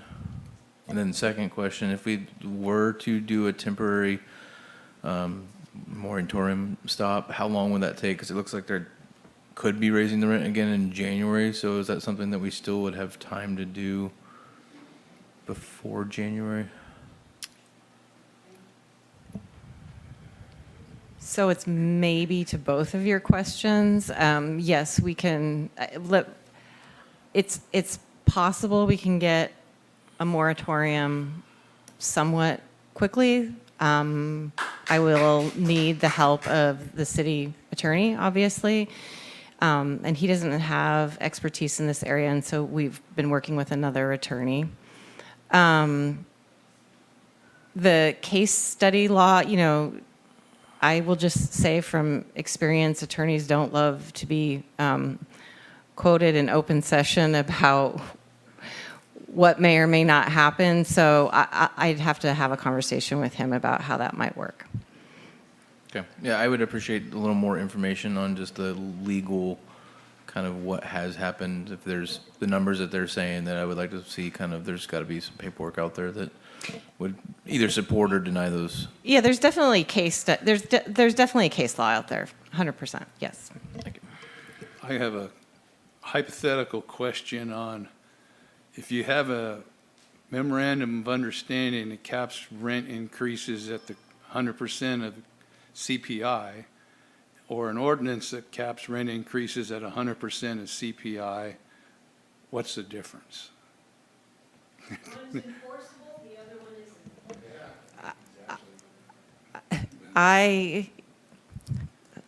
MOU, so they do have different enforcement mechanisms. I would say one is voluntary. The MOU is voluntary. The ordinance is not voluntary. That's being put upon a mobile home park owner, and that's likely where the litigation will arise, because that's a forced situation, and MOU is a voluntary process that they're willing to participate in. That's what I thought, but I didn't know about that for sure, so. I actually had that question written down on the MOU, whether it was legally binding or not. So they can enter into an MOU, say they're going to do all of this stuff, and then when it comes down to it, not do it, and there's nothing anybody can do? Well, there are things that we can do, and I wouldn't believe, they have entered into other MOUs. They've had expressed interest in entering into an MOU. They said, in one of their communications, stores said that if the city were to pursue the MOU, they would limit the 2026 increase to CPI.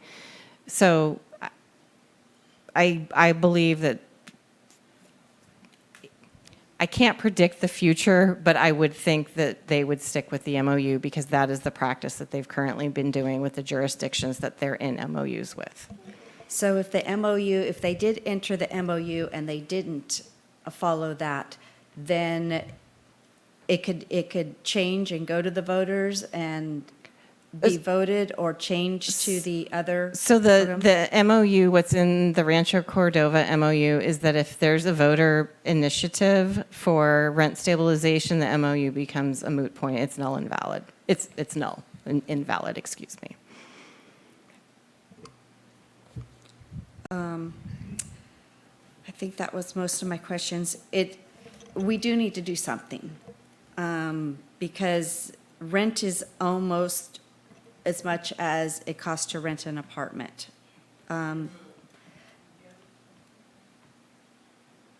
So I mean, this is hard. This is, I feel bad for the seniors going through this because when most of them moved into this, it was affordable housing. They put their life savings into their mobile home, and now they can't even afford to live in their mobile home. And so I can see the frustration. I would like to do the moratorium and get some more information from our attorney. Another question on that. If it goes to a voter, like general ballot thing, is the litigation still back on the city since it's a? Yes, and that's currently the situation with the county of Humboldt.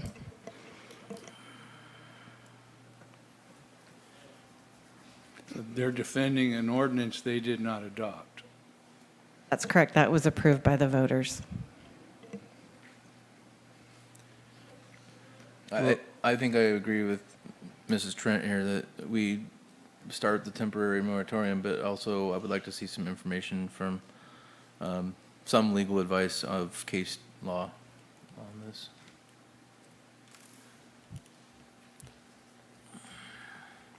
I think, from my perspective, I think one of the public commenters, kind of suggested this was an issue between picking, between the, potentially helpless seniors and some greedy out-of-area corporation.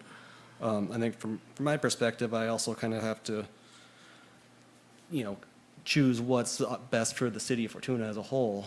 Obviously the seniors are in a really precarious situation, and I'm super sympathetic to that, but also just, sounds like it's going to take a lot of staff time and money to kind of enact something like this, which the city is critically short of, and we kind of also need to balance that with other city objectives like public safety, wellness, and youth opportunities, and just, everything else that goes into running a city to provide a good quality life for everyone. And I think if the management company is offering to come up with some sort of, understanding or agreement, I would be reluctant to take any action until we've at least given them the benefit of the doubt to make a good faith effort to come forward with some sort of proposal. And, whether that's acceptable to the seniors or not, or to the city, I guess remains to be seen as far as what the specific proposal is. But, obviously there's, a lot of unknowns, but until we see and, give them an opportunity to make a good faith effort to come up with something that may be a compromise for all involved, I would be personally reluctant to take any action until we've exhausted that option.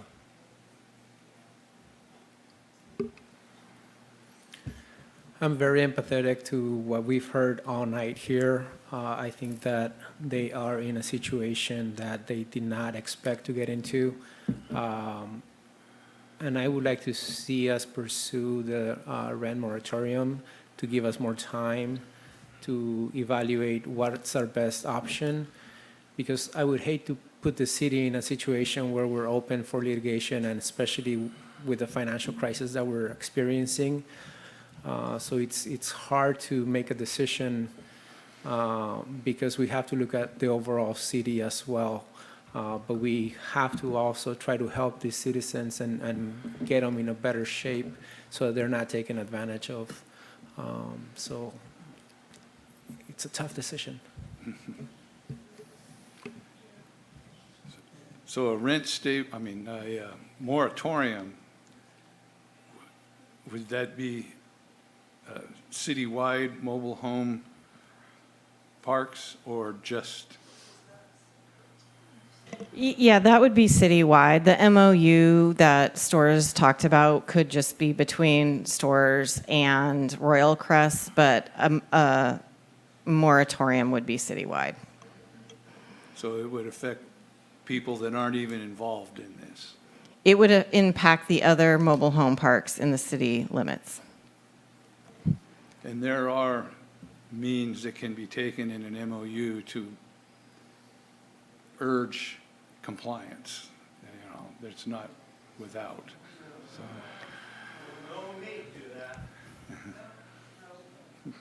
anyways, it sounds like we want to look at the moratorium right now. I will make a motion to enact a moratorium to get that going. Well, I think what you're doing is directing staff to return with a mobile home Yes. rent stabilization moratorium Yes, at the soonest possible convenience. before the rent goes up. I will Can it I be will done? do my darndest. I will do my darndest. Okay, and then we have questions for the attorney. So we could give you the list of questions that we have. You can individually give me a list of questions that I can then work on. Sure. Yes. Okay. Okay, No Brown Act violations. yes. So I make that motion. I'll second it. I have a motion and a second. All in favor? Aye. Opposed? Nay. Motion passes.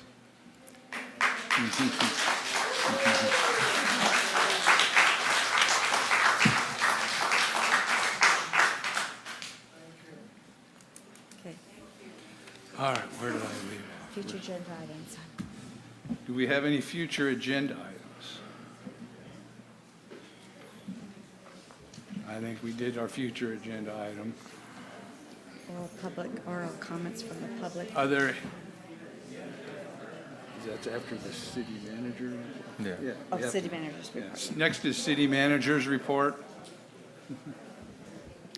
Can I first excuse the staff at the Yeah. staff table in the interest of time? Because I am trying to retain my department heads. So, and then I will happily deliver this city manager's report. Sienna cannot go. All the other department heads can go.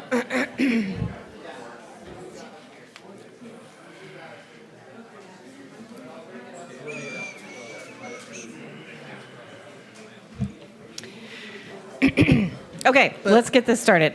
Before we move on to the next item, is it possible to have a second resolution requesting the city to mediate the MOU process in parallel to researching the moratorium?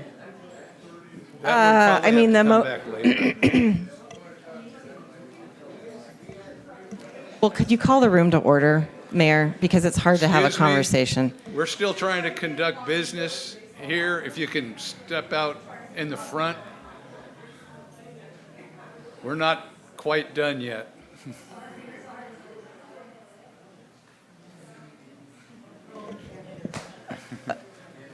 I want Orville to be able to hear. Councilmember Stevens, in answer to your question, in the agenda, under future agenda items, you could make such a motion, and then that could come back. Assuming that motion passed, that your suggestion could come back. Okay. Well, yeah, I mean, I would move to include that as a future agenda item, just because I think, considering the mediation, for an MOU would still be an important consideration, as I had said, we want to exhaust all our options. And So I just want to make sure I understand the motion that's on the table, and the motion on the table is to pursue a rent stabilization moratorium as well as work on an MOU with stores management, explore both options. if that's possible.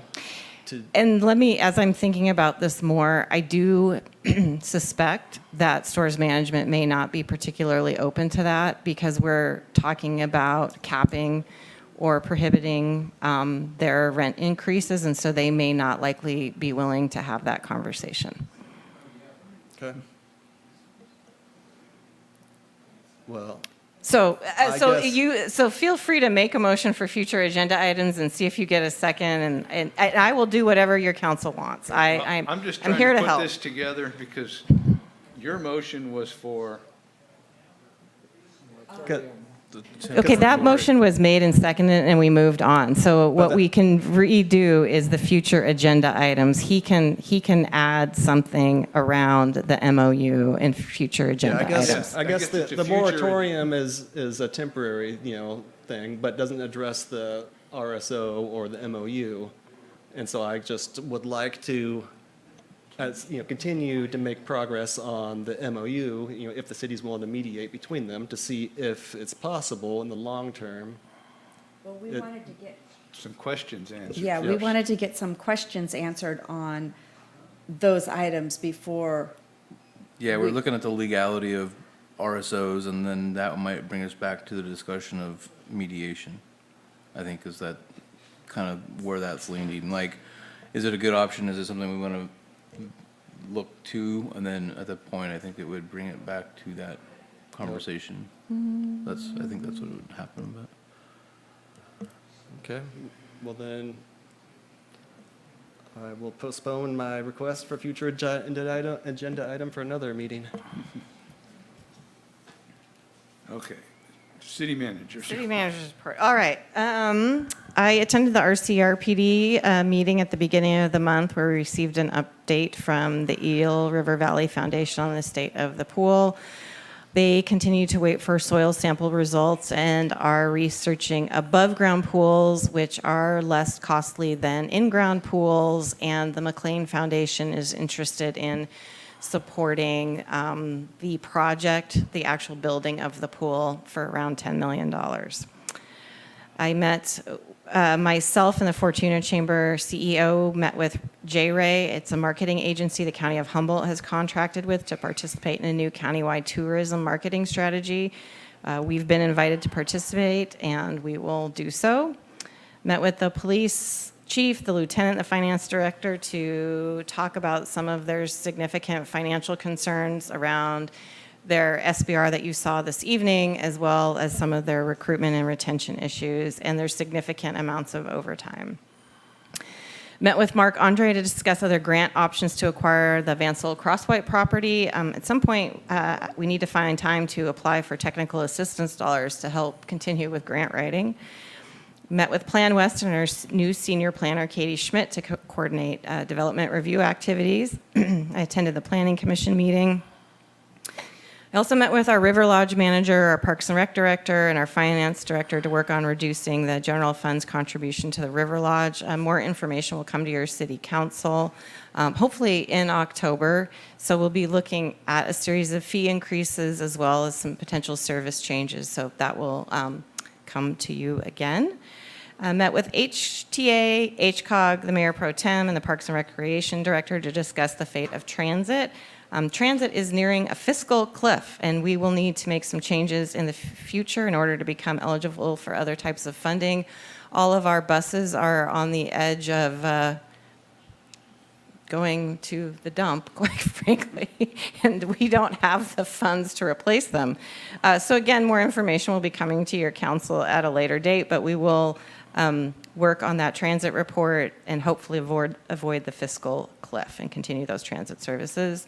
And then obviously I spent some time working on mobile home rent stabilization, and that concludes the staff report. Any questions for the city manager? No. All right. My computer went to sleep, so it's me. we completely. did oral comments from the public and council reports. You still have oral comments from the public on non-agenda items. Okay. Thank you, Kyle. Is there any oral comments from the public? On non-agenda items. Yeah, non-agenda items. I didn't think so, because I think I brought that up earlier.